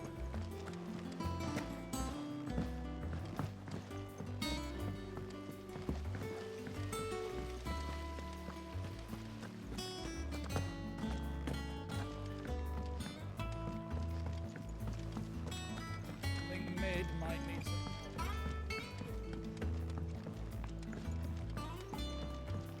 If I don't come up with something soon. You'll be pleased to hear that Blackthorn started work on the plating. Excellent.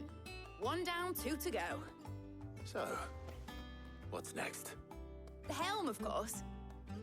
For this, we'll be repurposing fallen scrap. Salvage from the ruins? I thought that material was all but impossible to work. Ah, but we don't have to. I'm sorry. I'm glad you saw Just so that, happens Sky. There's one particular ruin that's broken into exactly the right shape and size pieces for what we need. What's the name back there? I'll give you all the details. What's her name? Right. It was just, I was admiring Sid's jump. I know the timing was funny, but I was admiring the fact that Back there, you know, thingy. Sid's jump is like very in line with a real human's jumping capabilities when you're here at the hideaway.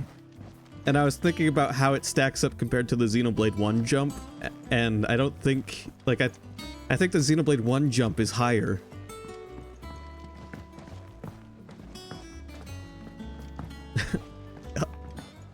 That's why I was doing that. Oh, Sid, is this about the helm?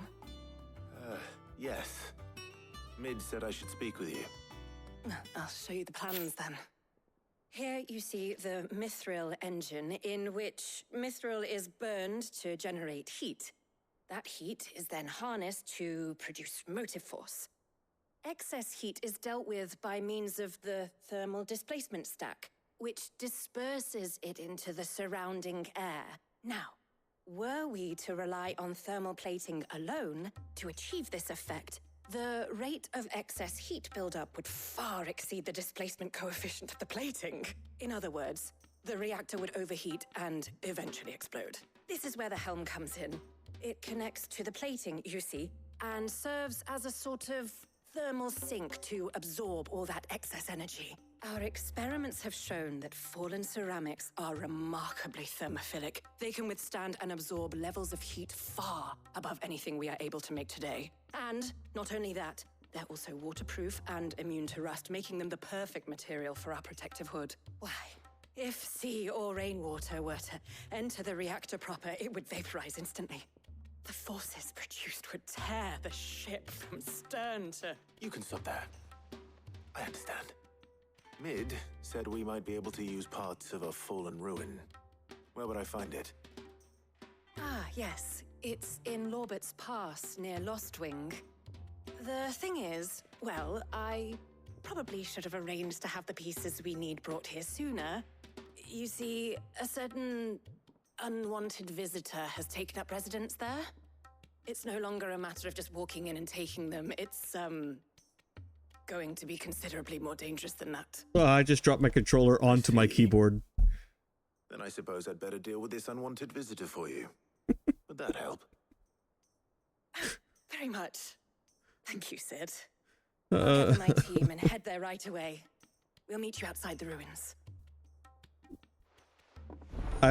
My mind started to wander during all of that technical babble. You know what that cutscene turned into for me?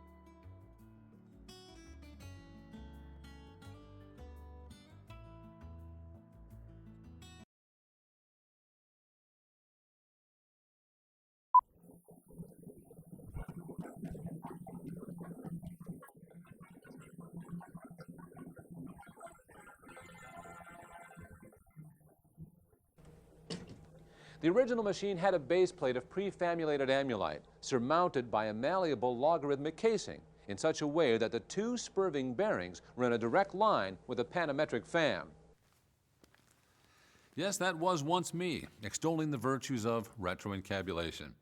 Now, I may not be the dashing young on-camera narrator I once was, but if history tells me anything, it's that the Battle of Hastings was fought in 1066. But that's not the point. The point is that encabulation has a rich, sumptuous history with a delicate, flaky crust, relatively unknown to emergent cybersecurity personnel. Allow me to elucidate. The discovery of encabulation was quite accidental when engineers in the skunk works at Mutual Polydynamics coupled a transcendental Hopper datoscope with a spiral decommutator via the application of anhydrous angling pins, resulting in a device that allowed frenetic mastication at alarming speeds. The device was kept secret for many years, owing to the horrific accident that occurred shortly after its inception. Howsoever, the U.S. Department of Defense and the National Guard soon realized its potential as a weapon of choice, leading to its next iteration, the hydroencabulator, which they nicknamed Fat Boy Slim. Understanding the grisly bare fact of the devastation that would result from its deployment, the project was retubed and transmogrified for industrial supplications. This version, known as the pseudo-encabulator, was the infernal Faustian engine that allowed post-war America to realize its aspirations and become the domino player on the world stage. Everybody was encabulating. I don't understand you. Well, I knew you wouldn't, but if I'd have told you before, the answer meter on the other side prenulates the canoe to spell hepulous, and that's the entire secret. There you have it. During the tumultuous 60s, the psycho-funkadelic vinyl encabulator emerged as the long-haired hippie people's answer to their parents' aging technology, scarving a resonance groove in the hot wax of a new generation of encabulators. However, interest in encabulation waned precipitously until the late 80s, when the public was ready for the next transubstantiation of encabulation, the extraordinarily populist turbo encabulator. Now, basically, the only new principle involved is that instead of power being generated by the relative motion of conductors and fluxes, it is produced by the modial interaction of magneto-reluctance and capacitive directance. Which brings us to where we are today, floundering in the wake of the obscenely similar retro encabulator, featuring yours truly, living proof that leveraging existing assets is not plagiarism. Now, despite encabulation's unparalleled success in reducing sinusoidal depleneration through advanced dingle arm technology, it has failed to meet the unanticipated needs of the cybersecurity industry to create zero-trust operations in level 0 monitoring environments to ameliorate zero-day process attacks. That is why, despite zero interest from industry, the SANS ICS security team has taken it upon themselves to develop an entirely new level of encabulation, unresponsive to the needs of the average consumer and undoubtedly without merit in terms of concomitant asynchronous communication with client-side connectivity. Ladies and gentlemen, ISACs of all sectors, beer included, and children of all ages, may I present the hyper-encabulator.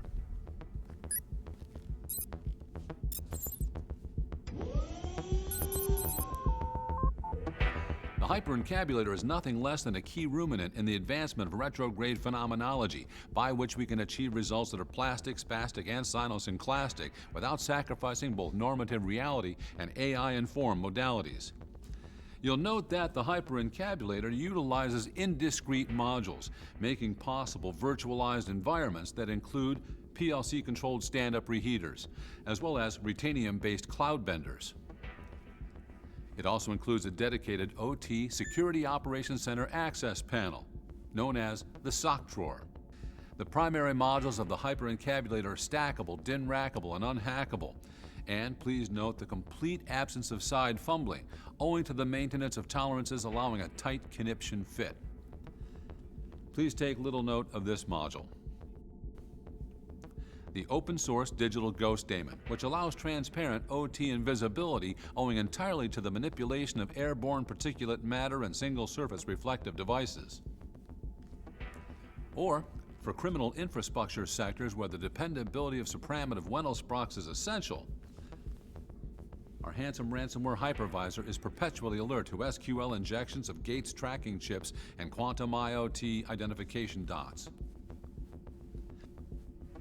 Moreover, whenever a pen test is elected to assure the integrity of a safety instrumented system, our Purdue model modal module defeathers and plucks clean every proverbial fox in the henhouse and keeps would-be intruders wondering which metaphor got mixed first. As you can see, the hyper-encabulator has reached a high level of development. Whereas previous dissimilar devices operated under the concept of manumatic stressor reduction and macroeconomic supply chain SBOMs, the hyper-encabulator operates totally under the principle of colonic effluvium expulsion and audible gaseous eructations. Thomas Edison once said that invention was 10% inspiration and 90% perspiration. If that's the case, Thomas Edison should have invented deodorant, but I regress. In the near future, hyper-encabulation will ultimately replace all traditional cybersecurity safeguarding processes with osculating segmentation and entropic astrogation, making what was once thought to be impossible, probable. At SANS ICS Security, when we're not innovating, we're encabulating.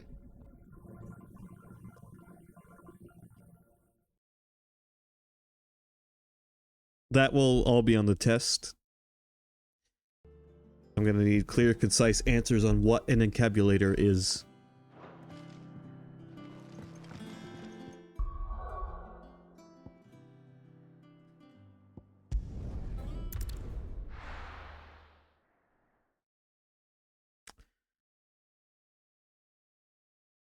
I'll be taking you all to a storehouse in the Bales. Leave anything you don't need. Mid is building one of three things. I'm not sure yet. At first, I thought it was a boat, and I still think it might be. But now I'm starting to wonder if it's going to turn out to be an airship or a goddamn spaceship. We're going to find out. Maybe we're going to go to the moon. If you're ready, we leave at once.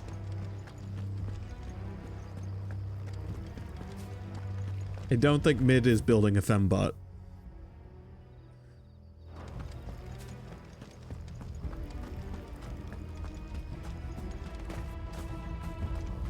What? Where am I going? Okay.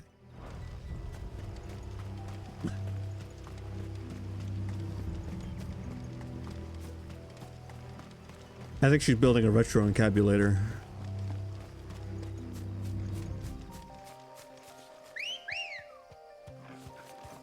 Let's go.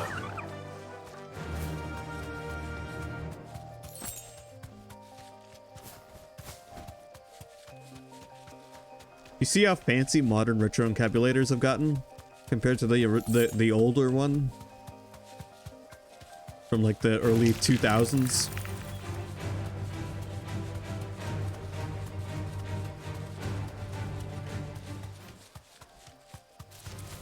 Time to fight. To my knowledge, Gear, I don't think Final Fantasy has had any female robots in the series.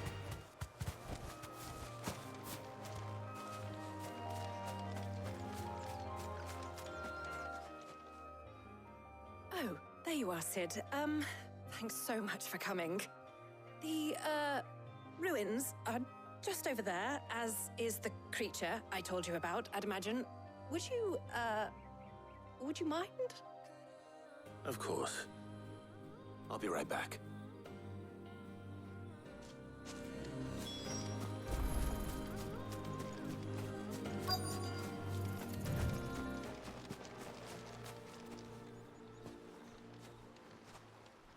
Anybody home?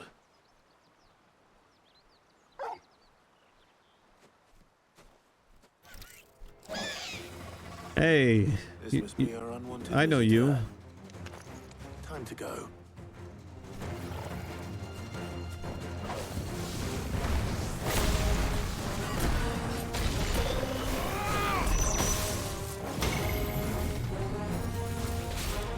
Too slow.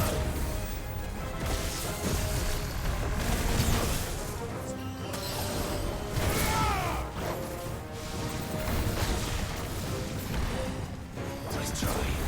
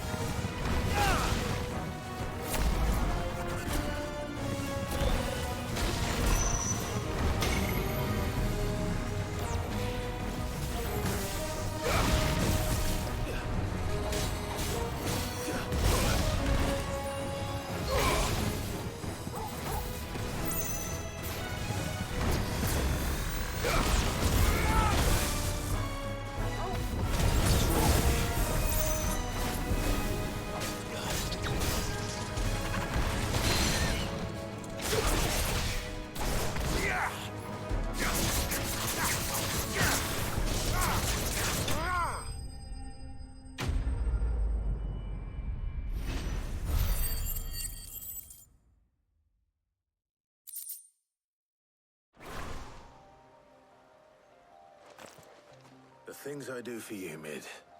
Sid! Oh, thank goodness you're safe. You shouldn't have any trouble now. Indeed. Well, don't let us keep you. We'll, see that everything is transported safely back to the hideaway. All right. I'll let Mid know you're on your way. Gear, this would be the results of me being wildly over level for the main story.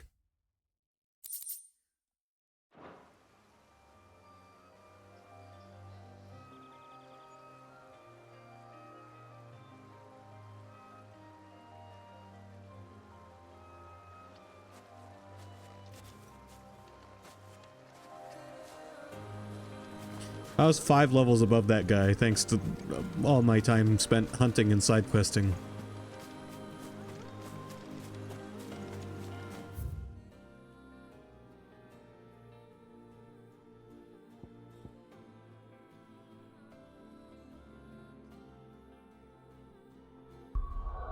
Alright, I suppose we go back and talk to Mid again.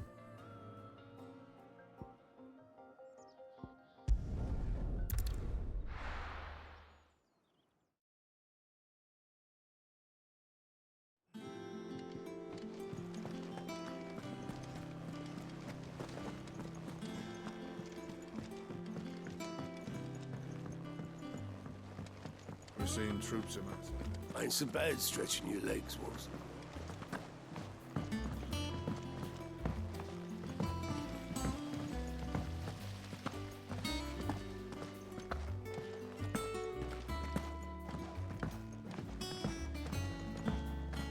Think Mid might need some help. If I don't come up with something soon. Mid. Helena has recovered the material for the helm. She'll be along shortly. Excellent. Another job well done. And just one remaining. Right. Right, the shielding. This one's a bit of a bugger. Booga. So, The plating's enough to stop the engines going pop, but those things will still be spitting out enough fire to set the rest of the ship ablaze. Which is why you need proper shielding. A prism for the dragon's breath that's blazing away inside. I thought a triple thick layer of tempered steel might do it. Or more of the stuff that the Fallen use, but they'd both be too heavy. The helm and the plating are bulky enough as it is. Add any more weight and the whole ship would be at the bottom of the briny before we'd even started. I need something light. But I've racked my brains and I just can't think what would do it. well, if I were in need of obscure knowledge, I know whose counsel I would seek. Harpocrates. Tomes? Yeah, well, I'd thought of that, obviously. I've got all the details written down here. Can you take this to him, see what he makes of it? Right away.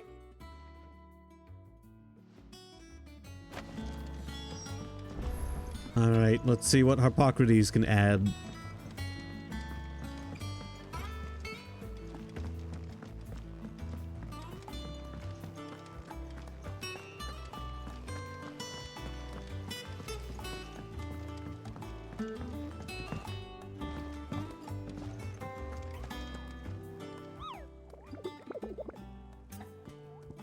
Sorry, Moogle. I didn't mean to talk to you.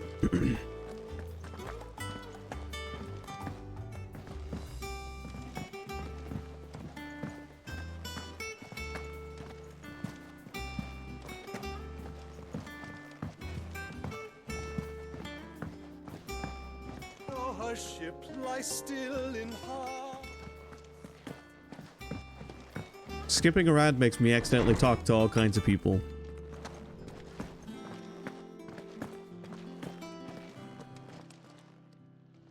Harpocrates, do you have a moment?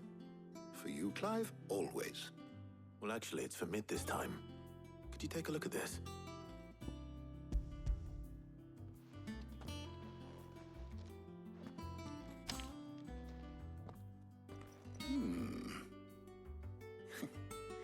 Shielding for a mithril engine. Whatever will that girl think of next? And what are these notes around the edges? She has some specific requirements for the materials. The shielding needs to be able to resist extreme heat on the inside, and yet remain cool enough on the outside not to set the ship alight, while also being light enough not to sink it. As you can imagine, she's struggling to find anything that meets her needs. I see. I wondered if you might know of a solution, or if you might be able to search the records for one. Perhaps it is not a different material she requires, but a different approach. What do you mean? Consider the lake we have made our home. Its blighted waters eat away far more quickly than fresh water or even brine, at timber and steel alike. And yet, we have made a home here from those very materials nonetheless. We have. But part Bardolph must varnish every board twice over to keep it from rotting. And Obelus complains that without a constant supply of pitch. I see. Early Gregorian histories speak of a preparation known as moon dew. It is said to be able to resist even the most ferocious flames. Before the dragoons tamed the worms and wyverns of the realm, nobles would daub their castle walls with it in order to guard against dragon fire. So if we could recreate it... It might be applied to some material or other in order to provide the protection it requires. As to how best to apply it and to what material, perhaps Bardolph and Obelus might be of assistance. I shall speak to them and see what wisdom they might have to offer. If you would be so kind as to procure the necessary ingredients, I shall discuss the specifics of how it might be most effectively put to use with our two friends. The knowledge of the past may yet prove useful to we of the modern era. Thank you, Hippocrates. And since you're asking others to help you, perhaps I should too.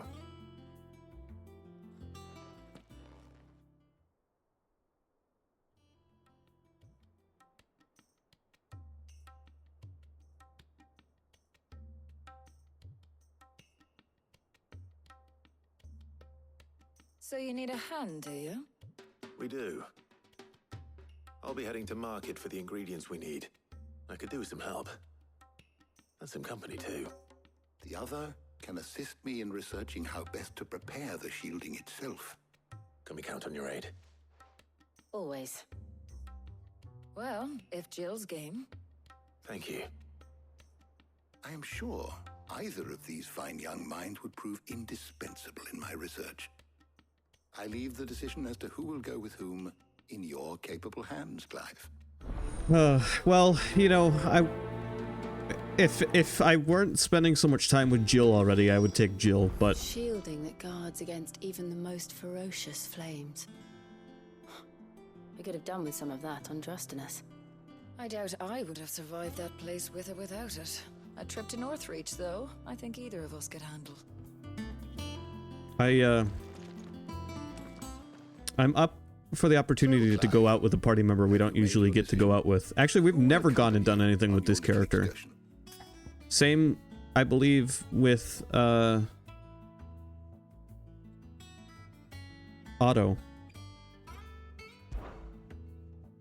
All right. So, what are we fetching? I have taken the liberty of preparing a list. Here. Garlic. Conch shells. Are you sure this is the right list? Looks like the ingredients for someone's supper. Though these items may seem mundane, they have potent effects that are rarely exploited, effects for which they were once highly prized.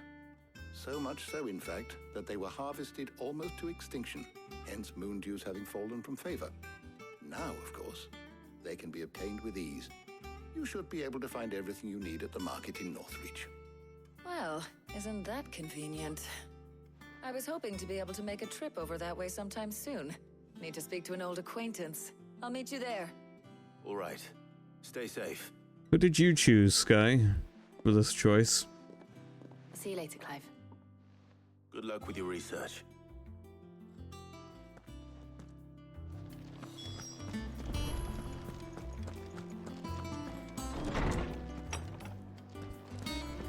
So you chose the two characters that you'd been adventuring around with enough as it is.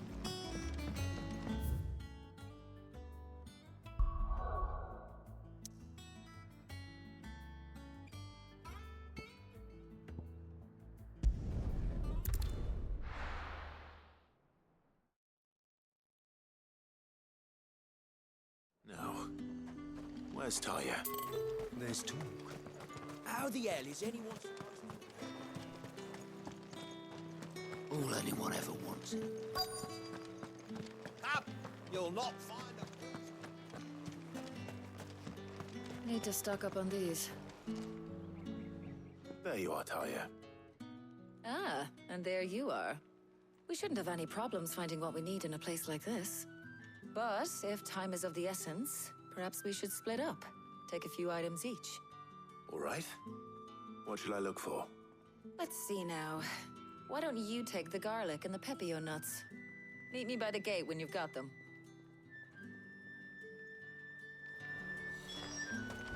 Keep them pilchards nice and chilled. Welcome, welcome.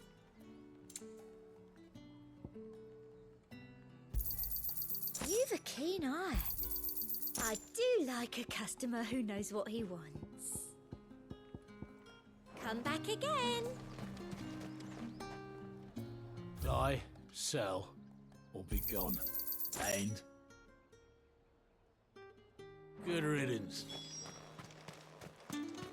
Thanks for your nuts.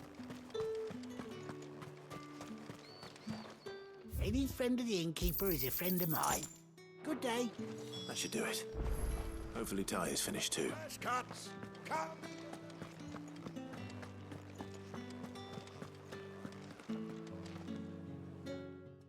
Well, did you find everything?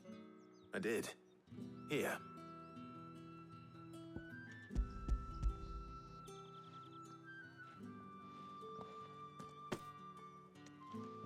Garlic and pepio nuts. Job done. We should get this back to Tomes then. He'll be waiting.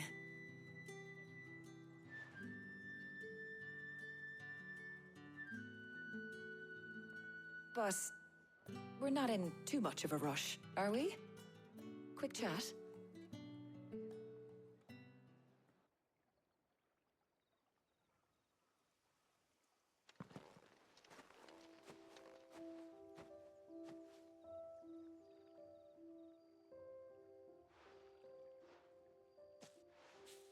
Do you know, I think this is the very first time we've been out on an errand together. I think you might be right. In all the years since you and that scowl of yours first appeared, you haven't invited me out once. For shame. Well, it seemed long overdue. And you did say you had some shopping to do. I was hoping to restock my supplies of herbs and liniment, yes. You and Jill alone burned through them like wildfire. No luck, though. My usual supplier's not here, and I refuse to pay the prices these gougers charge. I'll ask Karen when we get back. What is it? Oh, just memories. I came here with Sid once, shopping for supplies, just like today. And just like today, I came away empty-handed. Sid even said he'd speak to Karen for me when we got back. Has it really been 5 years? I remember it as if it was yesterday. Hold on. Does that mean it's been 5 years since we met? Feels a lot longer. It does. In a good way, of course. Thank you, Tyre. For what? For everything. I just want you to know that all you've done for us, all you still do, it's appreciated. Do you think I'd stick around if I thought it wasn't? But in the spirit of sharing and caring, you're appreciated too, by all of us.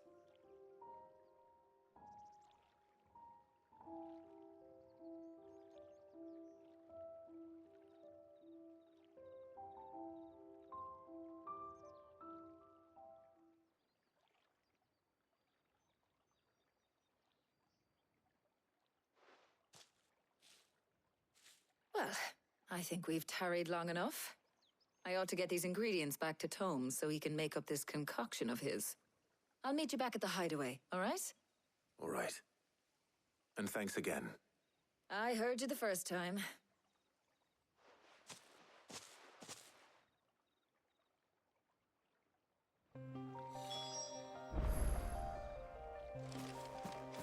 Yeah, I'm sure inviting Jill and Gav out gives you some pretty touching cutscenes as well, but I like the moments I just had with Otto and Tarja.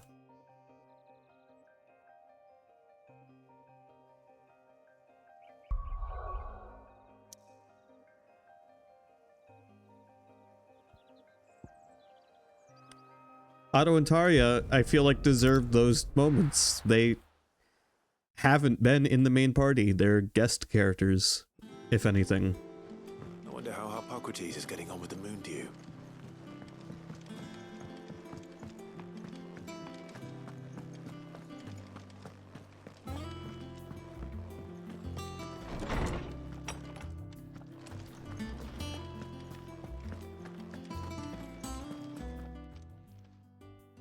How's work on the shielding progressing, Hippocrates? Well, very well indeed. And thanks in no small part to your kind assistance. I was just explaining to Tarja how we might best go about preparing the moon dew. And now that we have all the ingredients, we may begin. You can count on me. I've mixed more than a few mysterious concoctions in my time. I'm sure you have. What about the shielding itself? Work is underway, under the watchful eyes of Bardolph and Obolus. Apparently, it'll be ready soon. Thank you. All of you. Right then. Jill, would you join me in the infirmary? Many hands make light work and all that. Of course. All right, who do I have to go on a date with next?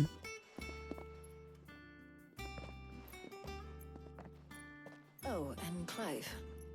It was good to talk. We should do it again sometime.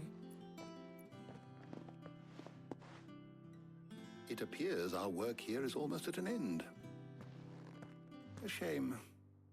I was enjoying playing the man of action for once. When both the shielding and the moon dew are ready, it will merely be a matter of applying the one to the other. Followed by a rigorous process of testing and retesting, of course. Perhaps someone ought to warn young Mid of that. Leave it to me. Thank you, Hippocrates. Story-wise, it sounds like Mid's gonna be the next character I go out on a date with.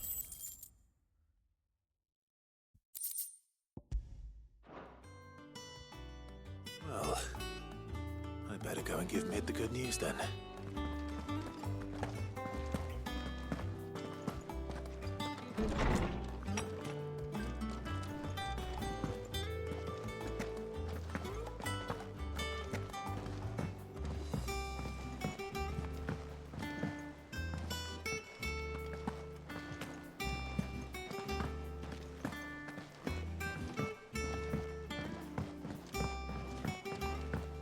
We're seeing troops amassing. Ain't so bad stretching your legs once in a while.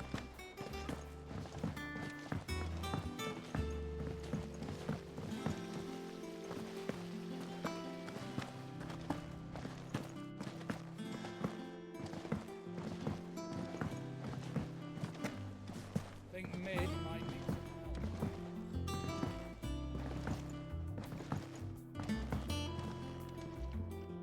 Sorry to keep you waiting, Mid. But you'll be pleased to know that work on the shielding is underway. You found something for it? In a manner of speaking, Hippocrates knew of a substance that's highly resistant to heat. A coating that should provide the protection you need. He's supervising the construction and testing of the shielding as we speak. Brilliant! I knew you wouldn't let me down. Don't thank me. I'm just the errand boy. Right then, better start working out how to bolt all these bits together. To the Black Hammer!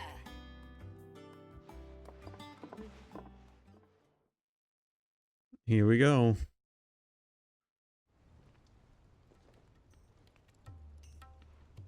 You know, when I got into the smithing game, I thought I'd be making swords and shields, not thermal bleeding didgeridoo-dahs.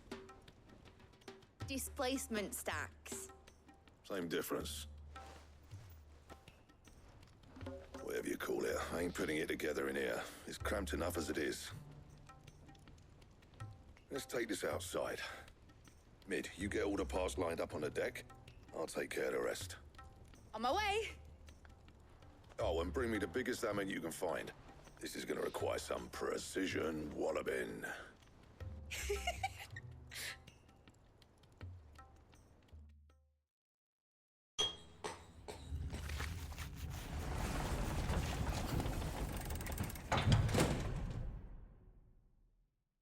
Sometime later.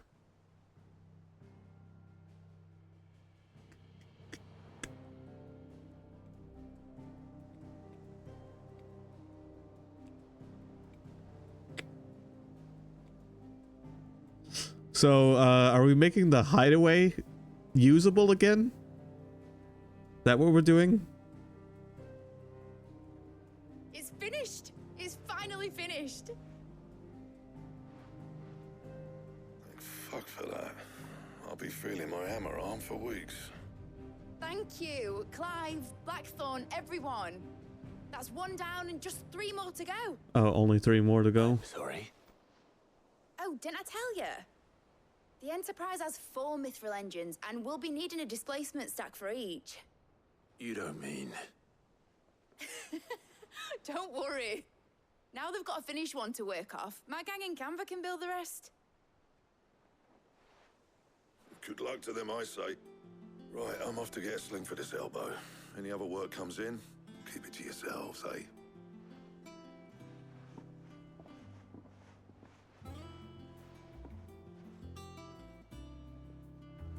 So we are,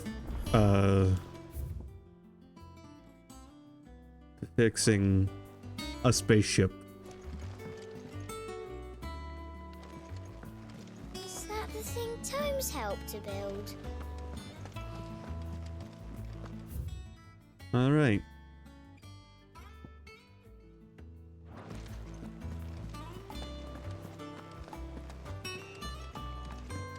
Ned told me she was building a ship.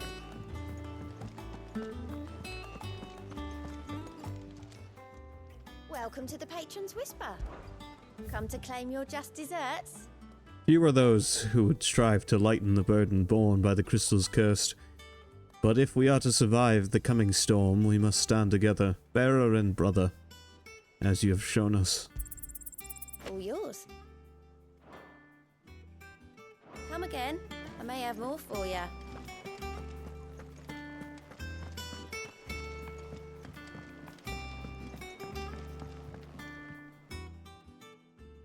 What's the matter? Nothing. Just daydreaming. Thinking about the Enterprise sailing off over the horizon to shores unknown. Searching for a land untouched by the Blight. Just like me and my dad planned.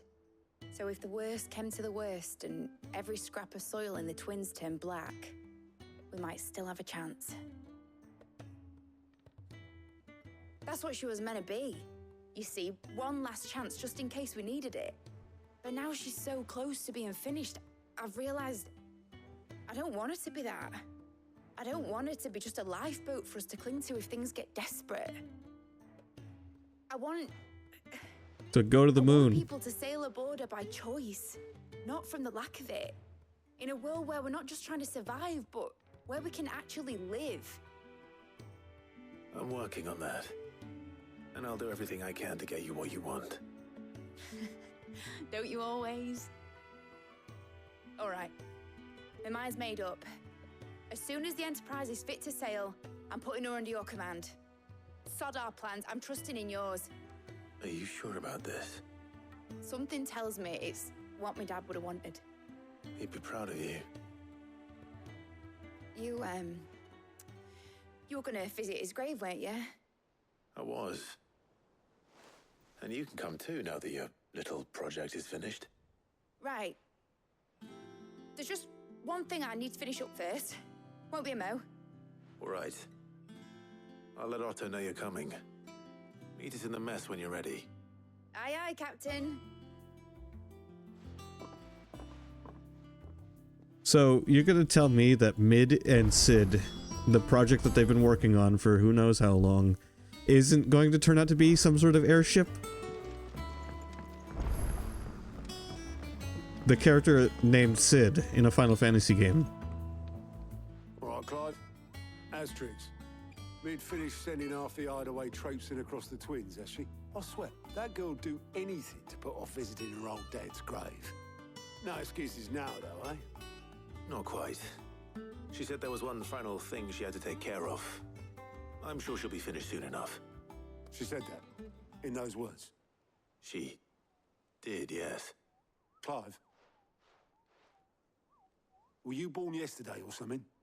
There is no thing. She'll probably be halfway to Canva by now. I might still be able to catch her.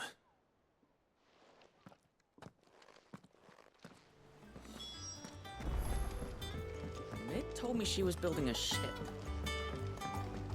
Is that the thing Tom's on? Obolus, have you seen Mid? Yep.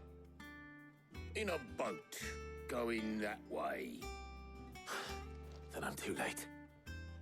Oh, you in a hurry at all, are ya? Oh, I offered to take her across, but she wouldn't wait. Just paid for a dinghy and rowed off. Oars going like the clappers. Got some life in her, ain't she? But anyway, I was on my way up to see you, as it happens. Got a letter for you. Urgent, by the sound of it. One of your uncle's men said I was to hand it to you in person, post-bleeding haste. And you're here now. Thank you, Obolus. Don't mention it. What tidings, Uncle? My dear boy, my journey to Canver has been a resounding success. The friend I mentioned not only agreed to share the contents of his strongbox with us, but his considerable knowledge of the goings-on in the free cities, by which I learned of the endeavors of a certain young friend of yours, though I for one believe Miss Talamon's project to be quite the valiant enterprise. I doubt the Canvarian authorities will take kindly to the unauthorized use of their dockyards, no matter how deserted. And if rumor has already reached my friend, it may not be long before the guildmasters are rapping at our door. Which is why I pen you this note. I'd like to borrow your man Gav for a moon or two, that he might keep a watch on those who might mean our little fellowship ill, and warn us of any impending attack. I trust that you will give this proposal your full consideration. Your loving uncle. Trouble in Canver. Well, I'll need someone to keep an eye on Mid.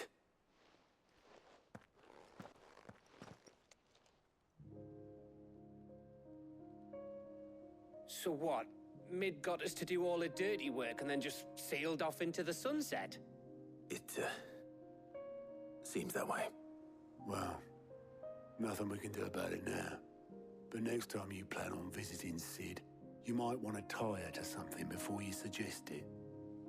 Ah, don't be so hard on her. Got to admit, the dirty work was kind of fun.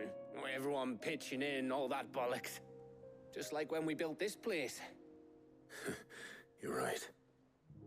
Anyway, we all set to head to the old hideaway. I could do with getting to Canver pretty sharpish. Wouldn't do to keep Lord Rosfield of the Seven High Houses waiting now, would it? Not after he asked for me personally. Gav will be leaving with me. Will you mind the place while we're gone? You can count on me. Just be sure to give Sid and the others my regards. All right. Oh, by the way, Jill will be joining us too. She's got some things to take care of, but she'll meet us there. I hope she's telling the truth at least.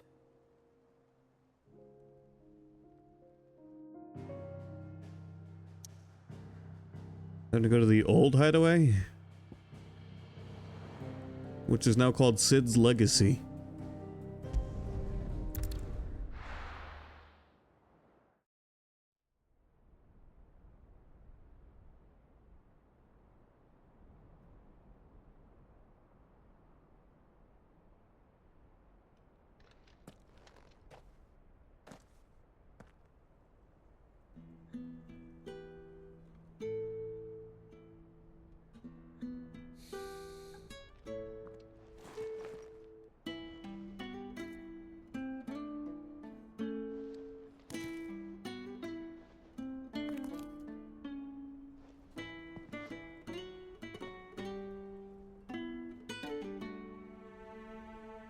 Well, Sid, I remember what you told me.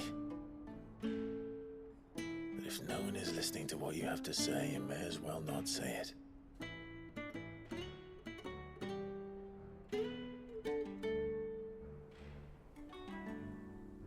But I will say this, old friend. Hugo Kuka is gone. His shadow looms over us no longer. It's a pity the Phoenix can't be in two places at once. If he'd have been with us, maybe he could have done something for the lost. the Phoenix can bring people back from the dead. Life has a beginning and an end. So we must live while we have the chance. And not as slaves to the crystals, but as free men. May we join you?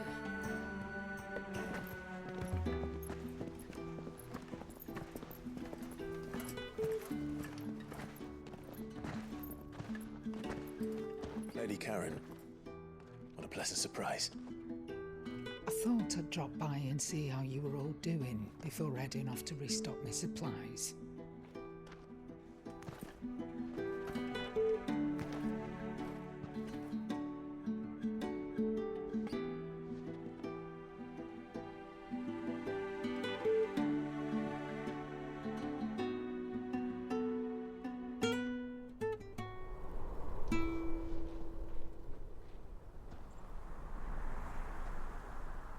Final Fantasy VIII. Opening scene. Back then, Flowers. but it was never as bad as this. I know. The blight marches on. And soon, there will be no escaping sights like these. I was being sarcastic, but yeah, it really was. It really Our mission was. remains unchanged. We cannot stop until every mother crystal is gone, and their thirst for ether with them. The only one that remains in Storm is Drake's tail in the Crystalline Dominion. Our next target. We're going to Twinside.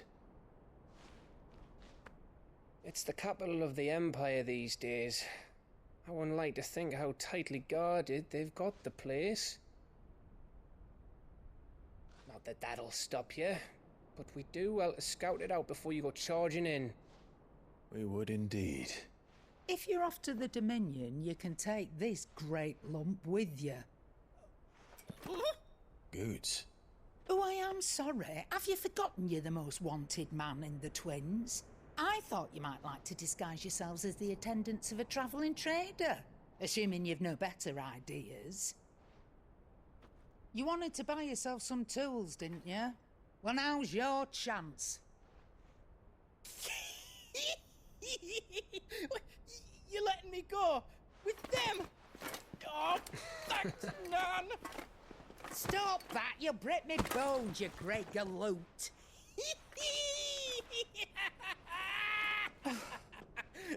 There's a caravan that runs back and forth between the Dominion and the Bocklad markets. It's managed by the Merchants Guild. Just show them Goots' traders pass and you'll be on your way. It'll be a damn sight less risky than footing it the length of the Crystal Road. That's for sure. Thank you, Karen. And glad to have you with us, Goots. Okay then. I'll get me things and I'll meet yous there. See yous down in Bocklad. Get off! Me poor fingers! Jill, you're with me. Understood. And Gav, Already on my way, Captain. be careful. Aren't I always?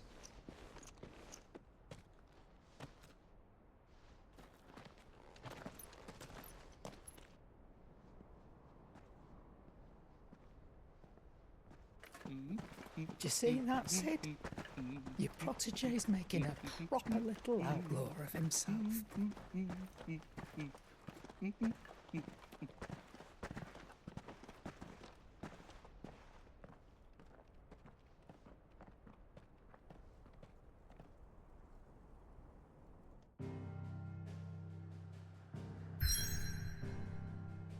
Okay.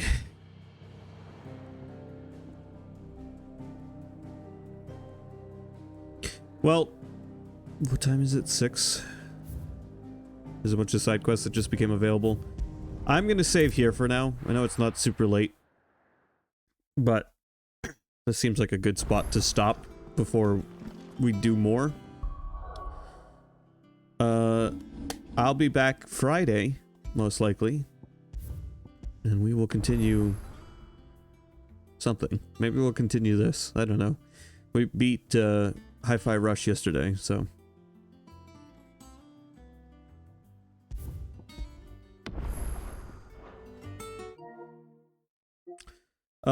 Until Friday. Thanks for watching. Hope you enjoyed.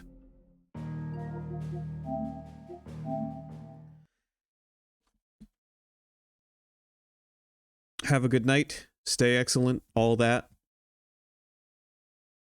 See ya.